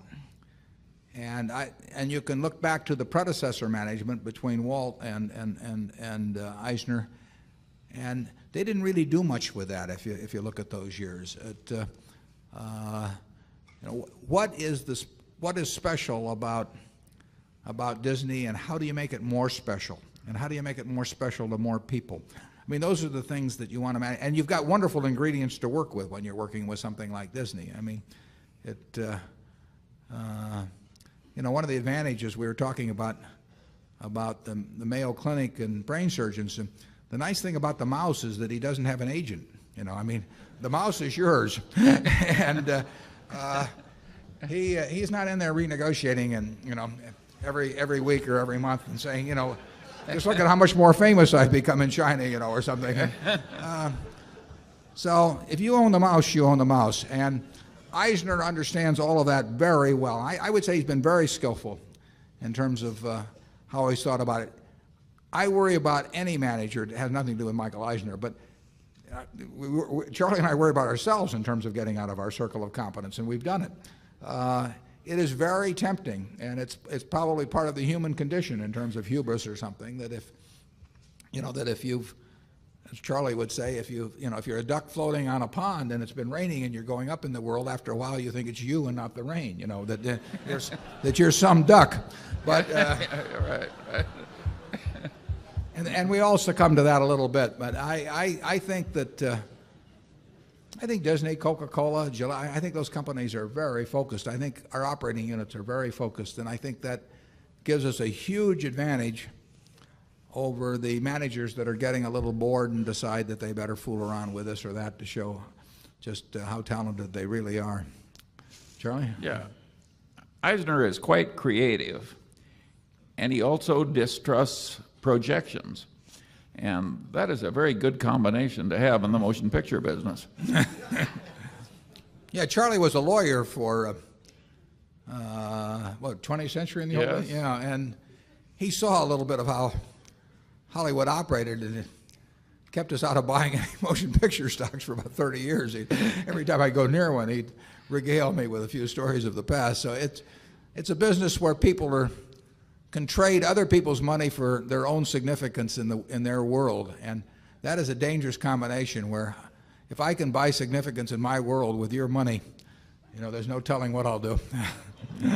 Part of the business reminds me of an oil company in California, and it was controlled by one individual, and people used to say about it, if they ever do find any oil, that old man will steal it. And the motion picture business, it's only about half of it that has normal commercial morals. Mm-hmm. No, we're not applying that to Disney. No. Disney is really Disney's done an extraordinary job for the shareholders, and they make real money out of movies. Most movie companies they made money for everybody associated with it, but not a lot is stuck to the shareholders. Zone 2. Well, the books. Charlie, what are you reading these days? Well, I'm almost ashamed to report because I've gone back and picked up the part of biology that I should have picked up 10 or 15 years earlier. And if any of you haven't done it, it's a total circus what they figured out over the last 20 or 30 years in biology. And if you take Dawkins, The Selfish Gene, and The Blind Watchmaker, I mean, these are marvelous books, and there are words in those books that are entering the English language that are going to be in the next Oxford Dictionary. I mean, these are powerful books, and they're a lot of fun. I had to read The Selfish Gene twice before I fully understood it, and there were things I believed all my life that weren't so, and I think it's just wonderful when you have those experiences. We always say it isn't the learning that's so hard, it's the unlearning. Yeah. I made the mistake of taking Charlie up to Microsoft in December, and he became friends with Nathan Myhrvold, and they are corresponding back and forth with increasing fervor and enthusiasm about mole rats, and they copy me on all these communications, so I'm getting to see this flow back and forth on the habits of mole rats. And I really haven't found a way to apply it at Berkshire, but I'm sure Charlie has got something he's working out on that. He's gotten very interested in biology lately. I've always liked reading biography, but since the computer's changed my life, I now find myself playing bridge on the computer about 10 hours a week, and unfortunately, I didn't want to give up sleep or eating or Berkshire, so the reading has been kind of light. On investment books, if you're asking about that, I would recommend the first two books that Phil Fisher wrote back around 1960, Common Sense and Uncommon Profits, and the second one. They're very good books. I obviously recommend first and foremost The Intelligent Investor, with chapters 8 and 20 are the ones that you really should read. All of the important ideas in investing really are in that book, because there's only about 3 ideas, and those two of them are emphasized in those 2 chapters. Actually, I think John Train's Money Masters is an interesting book. I don't know, can you think of any others, Charlie, that we want to tout? I don't know. We have such a fingers and toes style around Berkshire Hathaway. We just sort of count. And I've never seen, Warren talks about these discounted cash flows. I've never seen him do one. Yeah. If it isn't, there are some things you only do in private, Charlie. If it isn't pluperfect obvious that it's going to work out well if you do the calculation, he tends to go on to the next idea. Yeah, it's sort of it is true. You don't if you have to actually do it with pencil and paper, it's too close to think about. I mean, it ought to just kind of scream at you that you've got this huge margin of safety. I mentioned the three ideas. The three ideas I should elaborate on. One is that to think of yourself, to think of investing as owning a business and not buying something that wiggles around in price.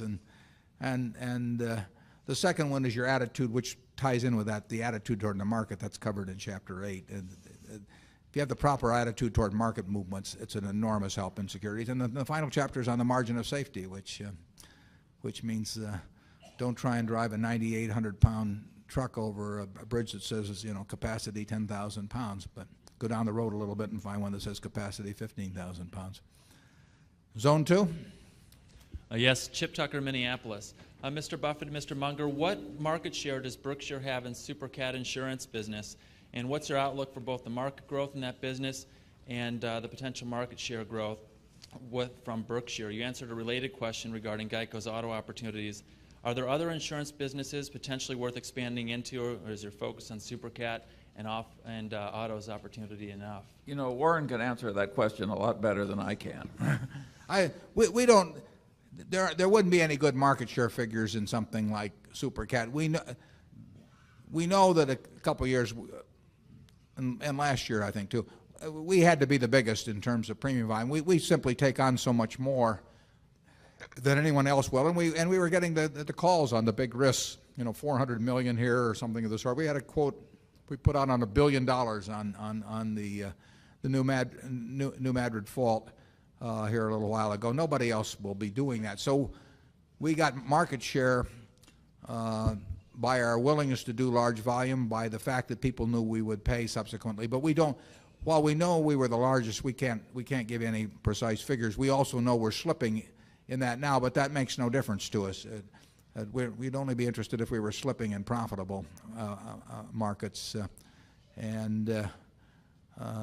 was the second part of the question on that, Charlie? What other opportunities in the insurance business? Just this year, we bought a very, very small company, the managers of whom are here, and a very fine insurance company. It has a little niche. It will never be huge or anything of the sort, but it's the kind of business that we can understand, and we like the people that run it, and we like the position they've achieved in the market, so we're delighted to be in it. We are willing to think about a whole variety of things to do in insurance, but most of them we find make no sense. But that we'll do other things in insurance over the next 10 or 15 years. It's just bound to happen, but I can't tell you what they will specifically be. The biggest single thing we will do in terms of value, though, probably is grow Geico.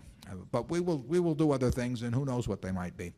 We have expanded some in it's small business, the structured settlement business from when we talked a year or two ago, and we are the preferred provider of structured settlements. Those are annuities essentially that are payable to people who are usually the victims of a very bad accident, and so they're very severely injured people.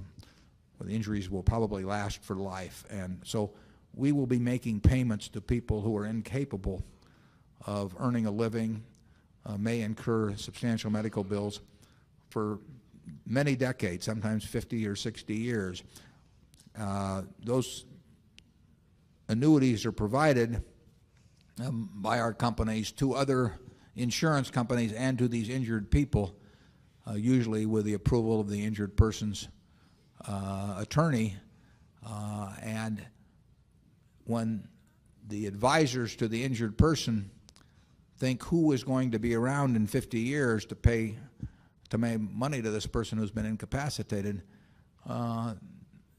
they frequently, and in our view logically, think of Berkshire. So we have become much better known in that over the last couple of years. It's not a big business, and it won't be a big business, but it's a perfectly decent business, and it's one where we have a competitive advantage over time. We don't obtain the competitive advantage by price. We obtain the competitive advantage from the peace of mind that the injured party obtains from knowing that that check will be in the mail 50 years from now. And that's the kind of business where we have some edge, and we'll find other things to do over time, but it isn't like we're looking at some specific area and saying we're focusing on this. We're aware generally of what's going on in the insurance business, and we're very ready to move when the time comes so that we can do something intelligent. Zone 3. Mr. Buffett and Mr. Munger, my family's been associated with Berkshire since 1968, so I asked this question with a great deal of respect for your integrity and your wisdom. I work as an inner city school teacher where there is a rising and pervasive sense of hopelessness. When I ask my students what would make you happy, their predominant response is $1 million. As some of the richest men in the world, I wonder what your response to them might be. And as a second part of this question, the philosophical underpinnings of capitalism have largely ignored a systemic perspective involving issues of ongoing depletion of limited global resources exploited to sustain a market economy, widening gaps between the very wealthy and the severely impoverished, and an international view of America as a country whose primary values are greed and imperialism. As we move into the 21st century, do you see a need to re-envision capitalist premises towards original notions of democracy, justice, and humanitarian concerns? You can get all of that. Well, I will say this. I am higher on the existing social order than you are.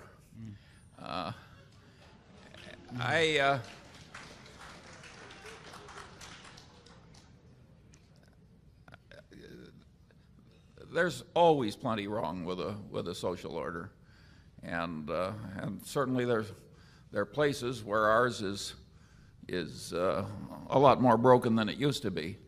I don't think Warren and I have any wonderful solution to all the problems of the world, but wishing for $1 million instead of some more tangible short step is the wrong frame of mind.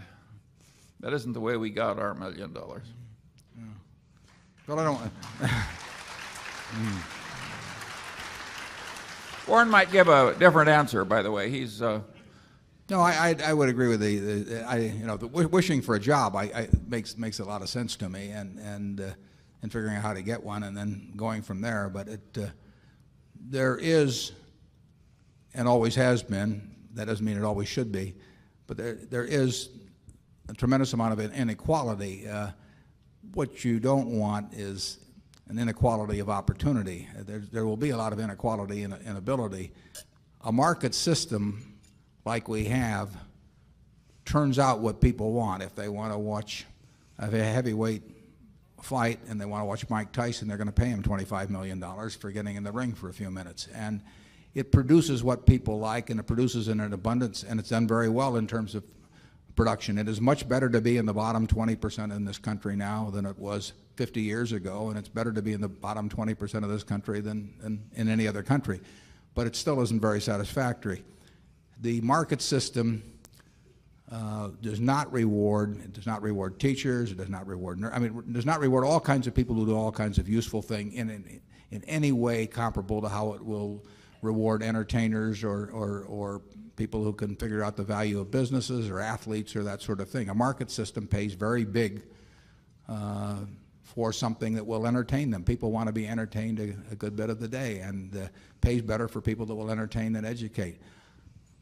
I don't want to tinker with the market system. I don't think I should be telling people what they should want to do with their lives, but I do think that it's incumbent on the people that do very well under that system to be taxed in a manner that takes reasonable care of anybody that is not well adapted to that system, but that it's a perfectly decent citizen in every other regard.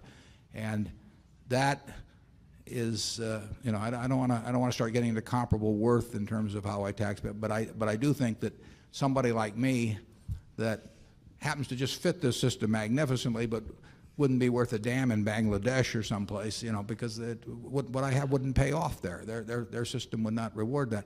I think that we get from society. The society provides me, this society provides me with enormous rewards for what I bring to the game. And it does the same with Mike Tyson. It does the same with some guy whose adenoids are right for singing or whatever it may be. And I don't want to tamper with that, but I do think those people who are getting all kinds of claim checks on the rest of society from that, I think there should be a system where people who are not well adapted to that system, but that are perfectly decent citizens in every other respect, do not really, fall through the slats on that. And I think progress has been made on that over the last 50 years, but I think we're far from a perfect society in that respect. And I hope more progress is made in the next 50 years. I don't think the wishing for the $1 million, though, is that it doesn't work that way.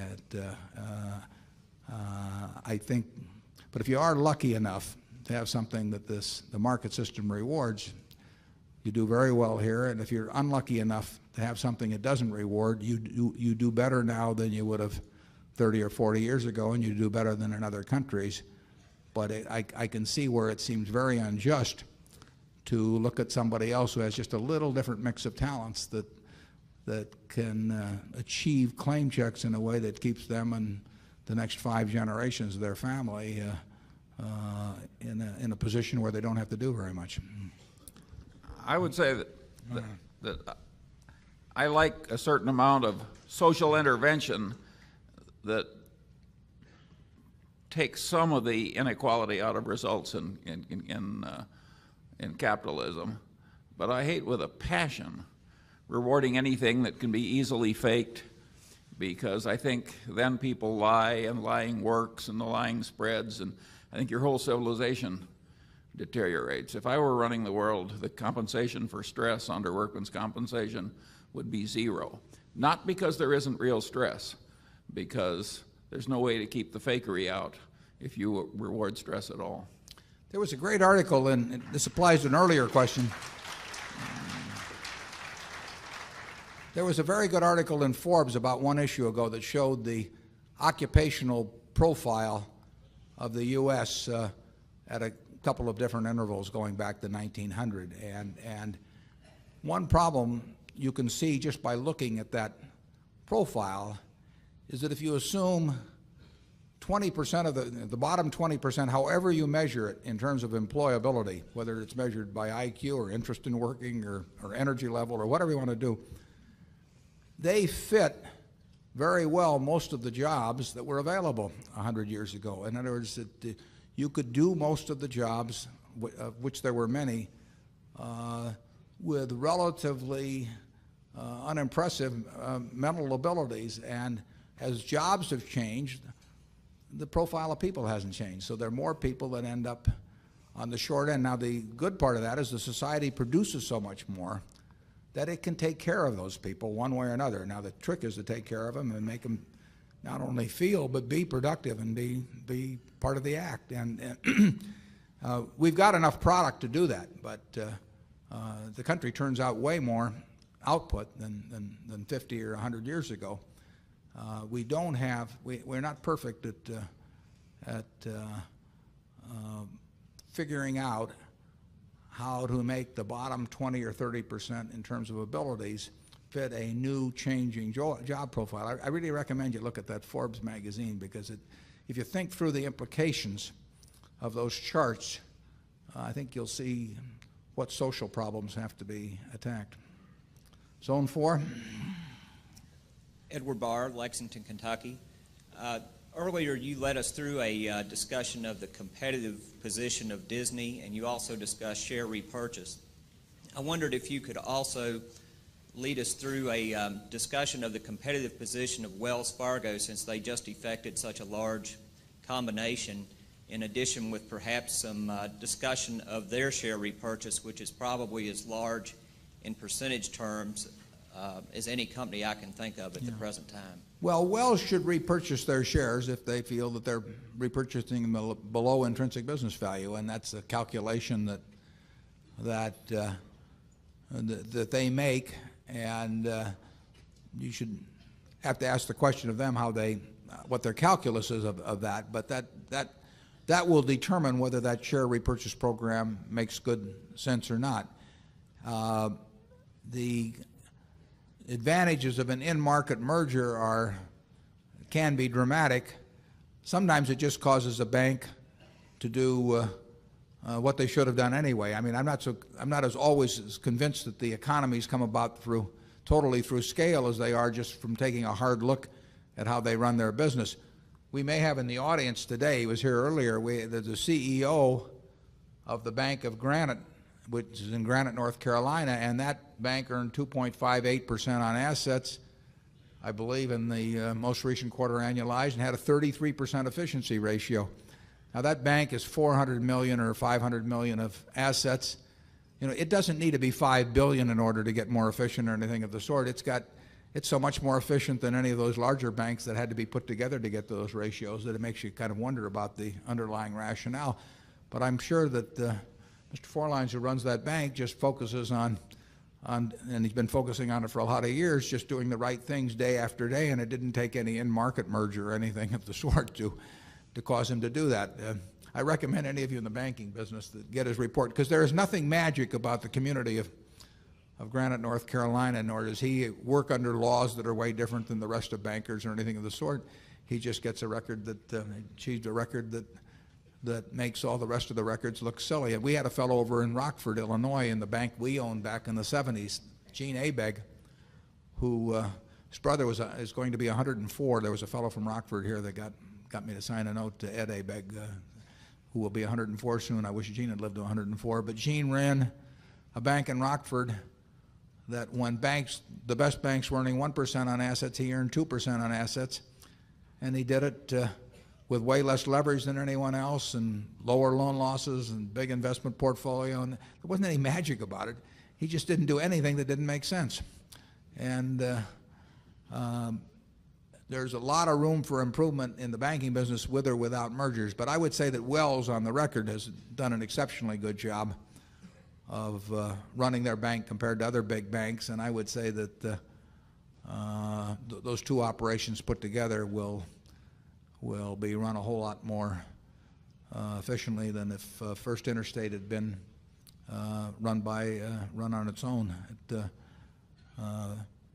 It's a business that can be a very good business when run right, as the Bank of Granite or our Illinois National Bank in Rockford proved. There's no magic to it. You just have to stay away from doing something foolish. It's a little like investing. You know, you don't have to do anything very smart. You just have to avoid doing things that are ungodly dumb when looked at about a year later. And, you know, airlines and that sort of thing. And you know, that's the trick. It is not some great crystal ball game where you look into the future and see all these things that other people can't possibly see. I mean, what's complicated about Coca-Cola or Gillette or Wells Fargo, for that matter? And that's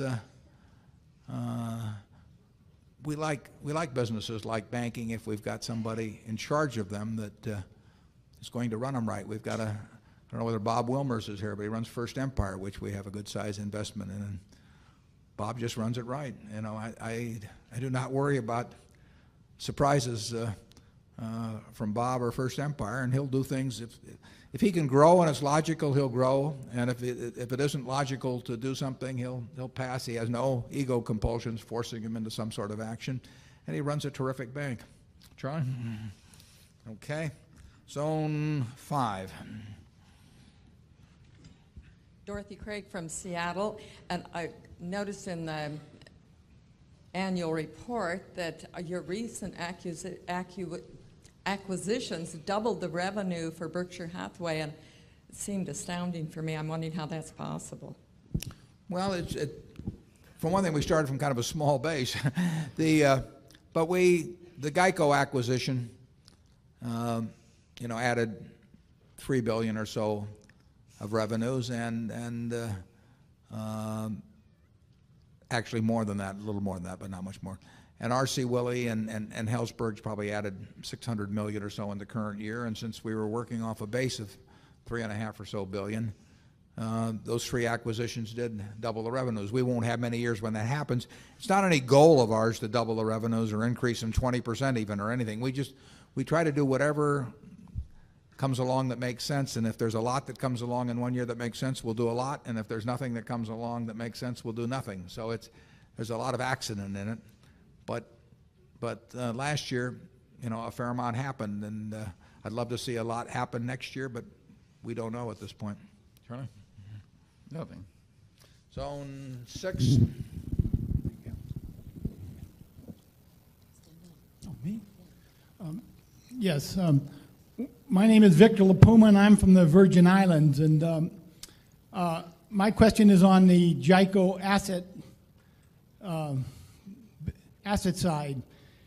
One of the things that makes Berkshire unique is the high percentage in equity as opposed to fixed assets. And GEICO, as of the end of the year, looked like a typical insurance company with 4 times the fixed assets as equity assets. And my question is, over time, will they have the same composite as Berkshire on the asset side? And the second part of that question is, how are the asset allocations decisions being made at GEICO after the merger as compared to before the merger? The decisions at GEICO, which, as you say, is about $5 billion of marketable securities, have been made and are being made and will be made by Lou Simpson. Lou has done a fabulous job of running the investments of GEICO since about 1979, and we're lucky to have him. There's very few people that I will let run money, running businesses that we have control over, but we're delighted in the case of Lou. I mean, it's 1 in 1,000 or something, but Lou has done a terrific job, will do a job, and the one thing we offer him, he has the ability to do whatever he wants to do with those assets now. He did not have that ability before GEICO became part of Berkshire, because at that time there were certain ratios that were necessary which were understandably necessary, that made sense. Where with GEICO as a standalone entity with its own net worth of $1.5 billion or $2 billion and doing $3 billion of business, it would have been inappropriate for him to take on a different configuration beyond a certain point in equities. So he was constrained by the nature of the business he was in and its capitalization. That constraint no longer applies. So he, with that $5 billion, can do whatever he wants. Now, if he does certain things, we would need to provide backup to GEICO so that their policyholders would be protected under the most adverse of circumstances. But that's no problem for us. We could do it by quota share reinsurance. We could do a lot of things. We could just guarantee their obligations. And we're in a position to do that. We haven't done it yet because hasn't been necessary yet. But if it made sense, if Lou wanted to be $5 billion in equities and it made sense, we would arrange things so that the GEICO policyholders would be every bit as secure as under the most conservative of investment portfolios. So Lou has another string to his bow now, and there may be a time when it gets used. He's been great under the old system, and he may be better under this system. That's a very shrewd question. You're to be complimented. That means it's something we thought about before. But you are to be complimented, right? Let's see. Zone 1? Neil McMahon, New York City. Berkshire owns several companies, stock in several companies, which are called permanent holdings. In the early 70s, we had a 2-tier market, the one-decision stocks, high PEs, 50, 60 times earnings. If that were to reappear again, would Berkshire's companies still be permanent, or is there a price for everything? Well, there are things that we think there's no price for, and we've been tested sometimes and haven't sold them. But my friend Bill Gates says that it has to be illogical at some point. The numbers at some price you have to be willing to sell something that's a marketable security, forgetting about a controlled business. But I doubt if we ever get tested on. There's only a couple of them in that category. Actually, I won't comment on that.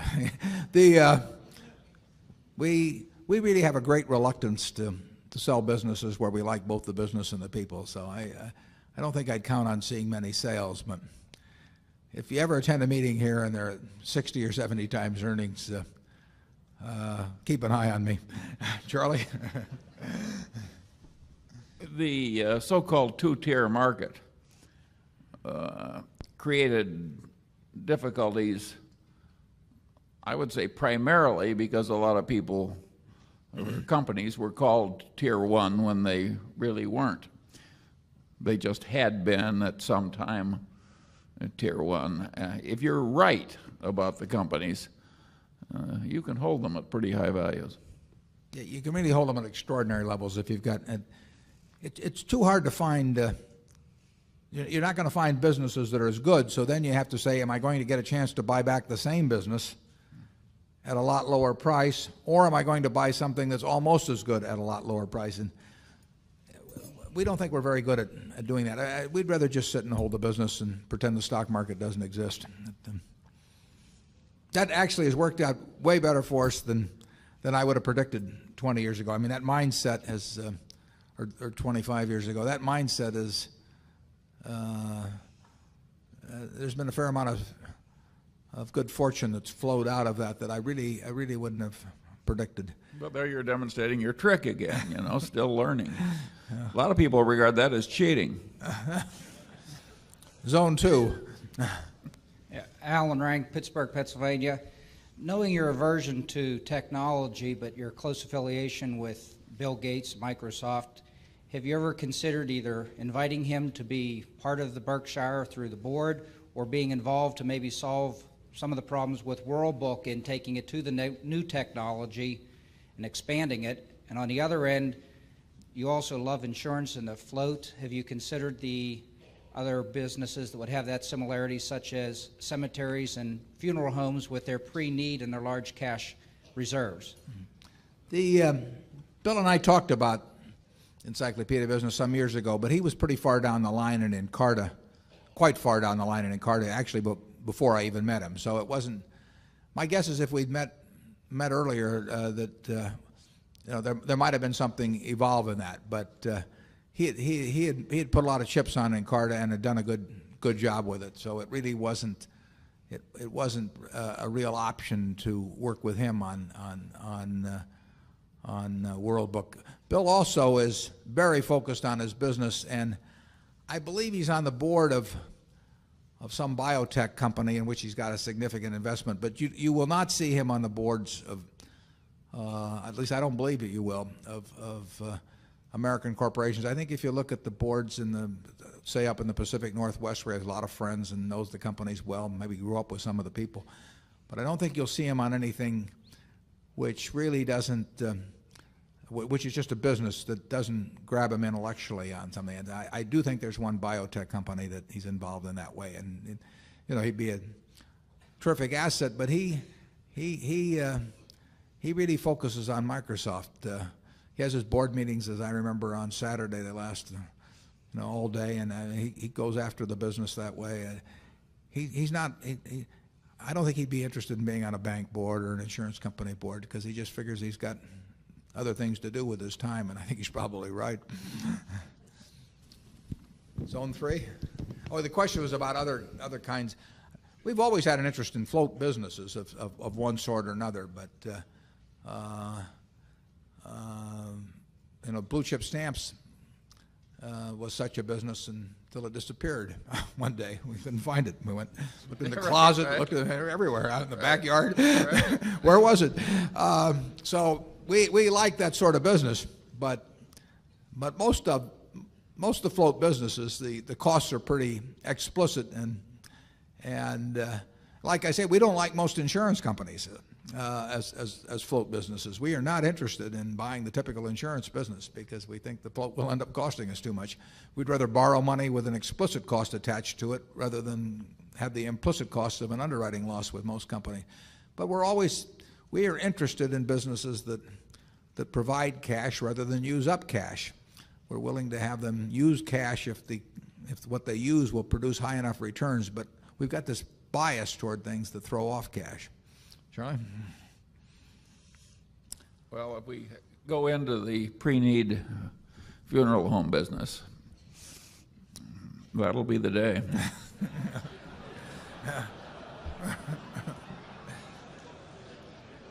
Yeah. Zone 3. Charlie's a difficult act to follow. I'm Robert Keeley from Washington, D.C. I have a brief comment and a brief question. The comment is that I think you may be considerably underestimating the interest there will be in purchases of Class B stock later this week and next week. I have at least 10 friends in Washington who are aware that I'm a Berkshire shareholder and that I was coming to this meeting, and they've insisted that I report back to them tomorrow on just what happened with the Class B stock because they're very interested in buying some of it. Now that's anecdotal to be sure, but if you take that ratio of 10 people to even the shareholders who are present here today, you're talking about tens of thousands of people who are going to be in that market. Now my question relates to liquidity. On page 18 of your annual report, you say, and I quote, "The prospect that most shareholders will stick to the A stock suggests that it will enjoy a somewhat more liquid market than the B. Could you explain that? It seems to me that if most shareholders keep their A stock, do not convert it or sell it, that the B stock will be much more liquid." Maybe I don't understand liquidity. No, I think you do. You understand it, and I'll elaborate just a bit. Certainly in the first week, I would expect the B stock to trade far more, although I hope it doesn't trade like most new issues trade in relation to the amount sold. It's just the nature of a new offering that there's usually there's always some flurry of activity. Sometimes I think it's quite excessive, and I don't think it will be with Berkshire, but there will be some flurry of activity. But longer range, let's just assume that there's $400 million worth of B stock out there. Will be $40 billion of A. Now, admittedly, I'm not going to do anything with my stock, and many people in this room have a very low tax basis, and except they're under very unusual circumstances, have no intention of doing anything with their stock. So of that $40 billion, there's a very significant percentage that you might say is almost inoculated against reaction to market changes. But there still is a very significant dollar value. There's a fair amount held by funds, for example. And so the market value of what I would call the potentially tradable A is likely to far exceed the market value of the potentially tradable B. Now, it may be that all of the B is potentially tradable, whereas only a small portion of the A is. But that 40 billion to 400 million ratio, I think, almost ensures that after the initial flurry, that the better market, and when I say better market, I mean the ability to move large dollar amounts in both directions with a minimal movement of price. The better market, not by a huge margin, but the better market is likely to be in the A, and frankly, we hope that it is. We still hope there's a good market in the B, obviously, but if you're talking 10 shares of the A, which is a $300,000 or so investment, I think that 2 months from now that it's likely to be that buying or selling $300,000 worth of A will have slightly less of a percentage impact than buying or selling $300,000 worth of B, but not by a significant amount. But that's what I meant by that comment of having a slightly better market in the A than the B. And that's important from our standpoint, because if that situation became reversed and the B became the better market, then people would have a real incentive to convert from A to B over time, and eventually the B market would dominate. We don't anticipate that happening, and I think the way we've arranged it won't happen, but it could happen. Charlie? Yeah, well, I think we've also created arrangements in the way we've written the prospectus and rewarded the selling brokers that tend to dampen demand, both individual and institutional, and we sometimes accomplish what we try to do. Zone 4? Don't ask us for a list of those where we've got.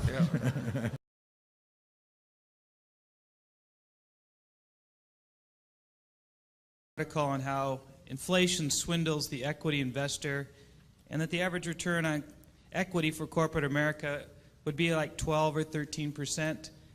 Last year, the average was more like 20. Have the laws of economics been repealed or modified?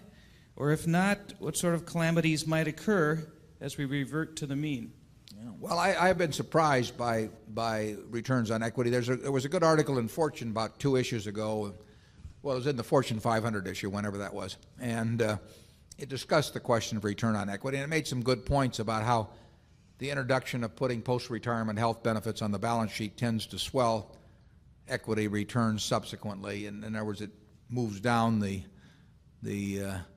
denominator in terms of total equity employed. And there's been a lot of big bath accounting where there have been write-offs, so that counting that, I don't think it has gotten to 20%, but it's certainly higher than I anticipated when I wrote that article. And I would say that it would seem very extreme to me in a world of like we're living in now to have returns on equity close to the average close to the 20% rate over time.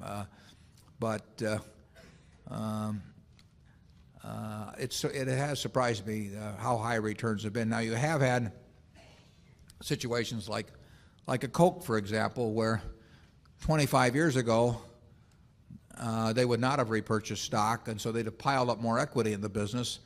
And Coke's return on equity, if it had been following the policies of 1970 or 75, would be far less than it is now. Coke really doesn't need equity, and so it can earn extraordinary returns and very large dollar sums. To the extent that impacts the figures, that has some impact on them. To the extent that General Motors sets up many billions of a reserve for post-retirement health benefits, that tends to make the return on GM look a lot better than it did in the past, when it wasn't even recognizing those costs and therefore had an equity that really was much larger than the true equity. So there have been some things happen like that, but all in all, I don't think under any system of accounting the 20% returns for American industry are in the cards. Charlie? Well, I agree, and I think that this business of having way more consolidation and the successful companies like Wells Fargo buying in stock, I think that's had a huge effect too. I don't think it's actually gotten that much. Obviously, we had a long period of real growth and so on, and I think that on average business has earned higher returns on equity. But I think a whole lot of things have combined to goose the results, and I don't see how it could go much farther. Zone 5? Yes, my name is Ted Elliott from Connecticut. The press reported a recent investment you made in the real estate business, and I wondered if you would comment as to your outlook for that business. Well, that's just sort of an asterisk. I've got virtually everything in Berkshire, and I own a few municipal bonds outside and a few other things, but I don't want to buy anything that Berkshire's involved in. It just complicates life. And all the best things I like are in Berkshire. So every now and then some little thing happens to hit the radar screen that is too small really for Berkshire. And I'd bought 100 shares of that company back when it's called Property Capital Trust. I bought 100 shares of that back when we owned NHP, which had done a couple of deals with them. So my policy of reading every annual report in sight that can further my knowledge about anything, I bought 100 shares. And then I happened to see a year or so ago where they said they were going to liquidate. So having some money around, I bought that. But it's not based on any feeling about the real estate business, any sophisticated analysis of the company or anything else. It's a minor personal investment. I have no insights whatsoever. We've done a few things in real estate at Berkshire, but they've been large things. And there was a brief period when there were a couple things that were intelligent to do. If we'd started a little earlier, there might have been a lot more things, but we started a little late. So we're doing nothing now, but we listen to things occasionally. But we're looking we're basically looking for big things at Berkshire, and we haven't found anything in real estate in a long time, and we may never. But who can tell? I mean, we got our oar in the water, and the couple things we're in are working out fine, but they're not significant relative to Berkshire's size. We'll go to Zone 6, and this is the last question because it's going to be 3 o'clock, and let's have Zone 6. Hi. My name's Mike Nolan from New Jersey. My wife and I have been shareholders since 1984, and happy ones. Thank you both.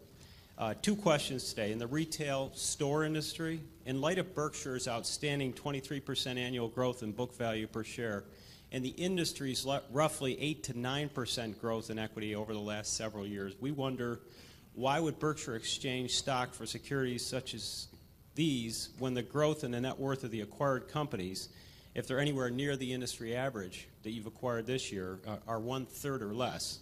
To quote Bartlett Helzberg from the annual report, the diamond business is a very competitive industry. Well, all retail is competitive, and both of those companies have averaged a lot better returns on equity than the numbers you cite for the industry. And the second one, we have no way of making 23.6% in the future, so we do not use our if we used our historical average as a yardstick for new investments, we would make no new investments because we don't know how to make 23.6% in the future. But we regard the retail business as a very tough business.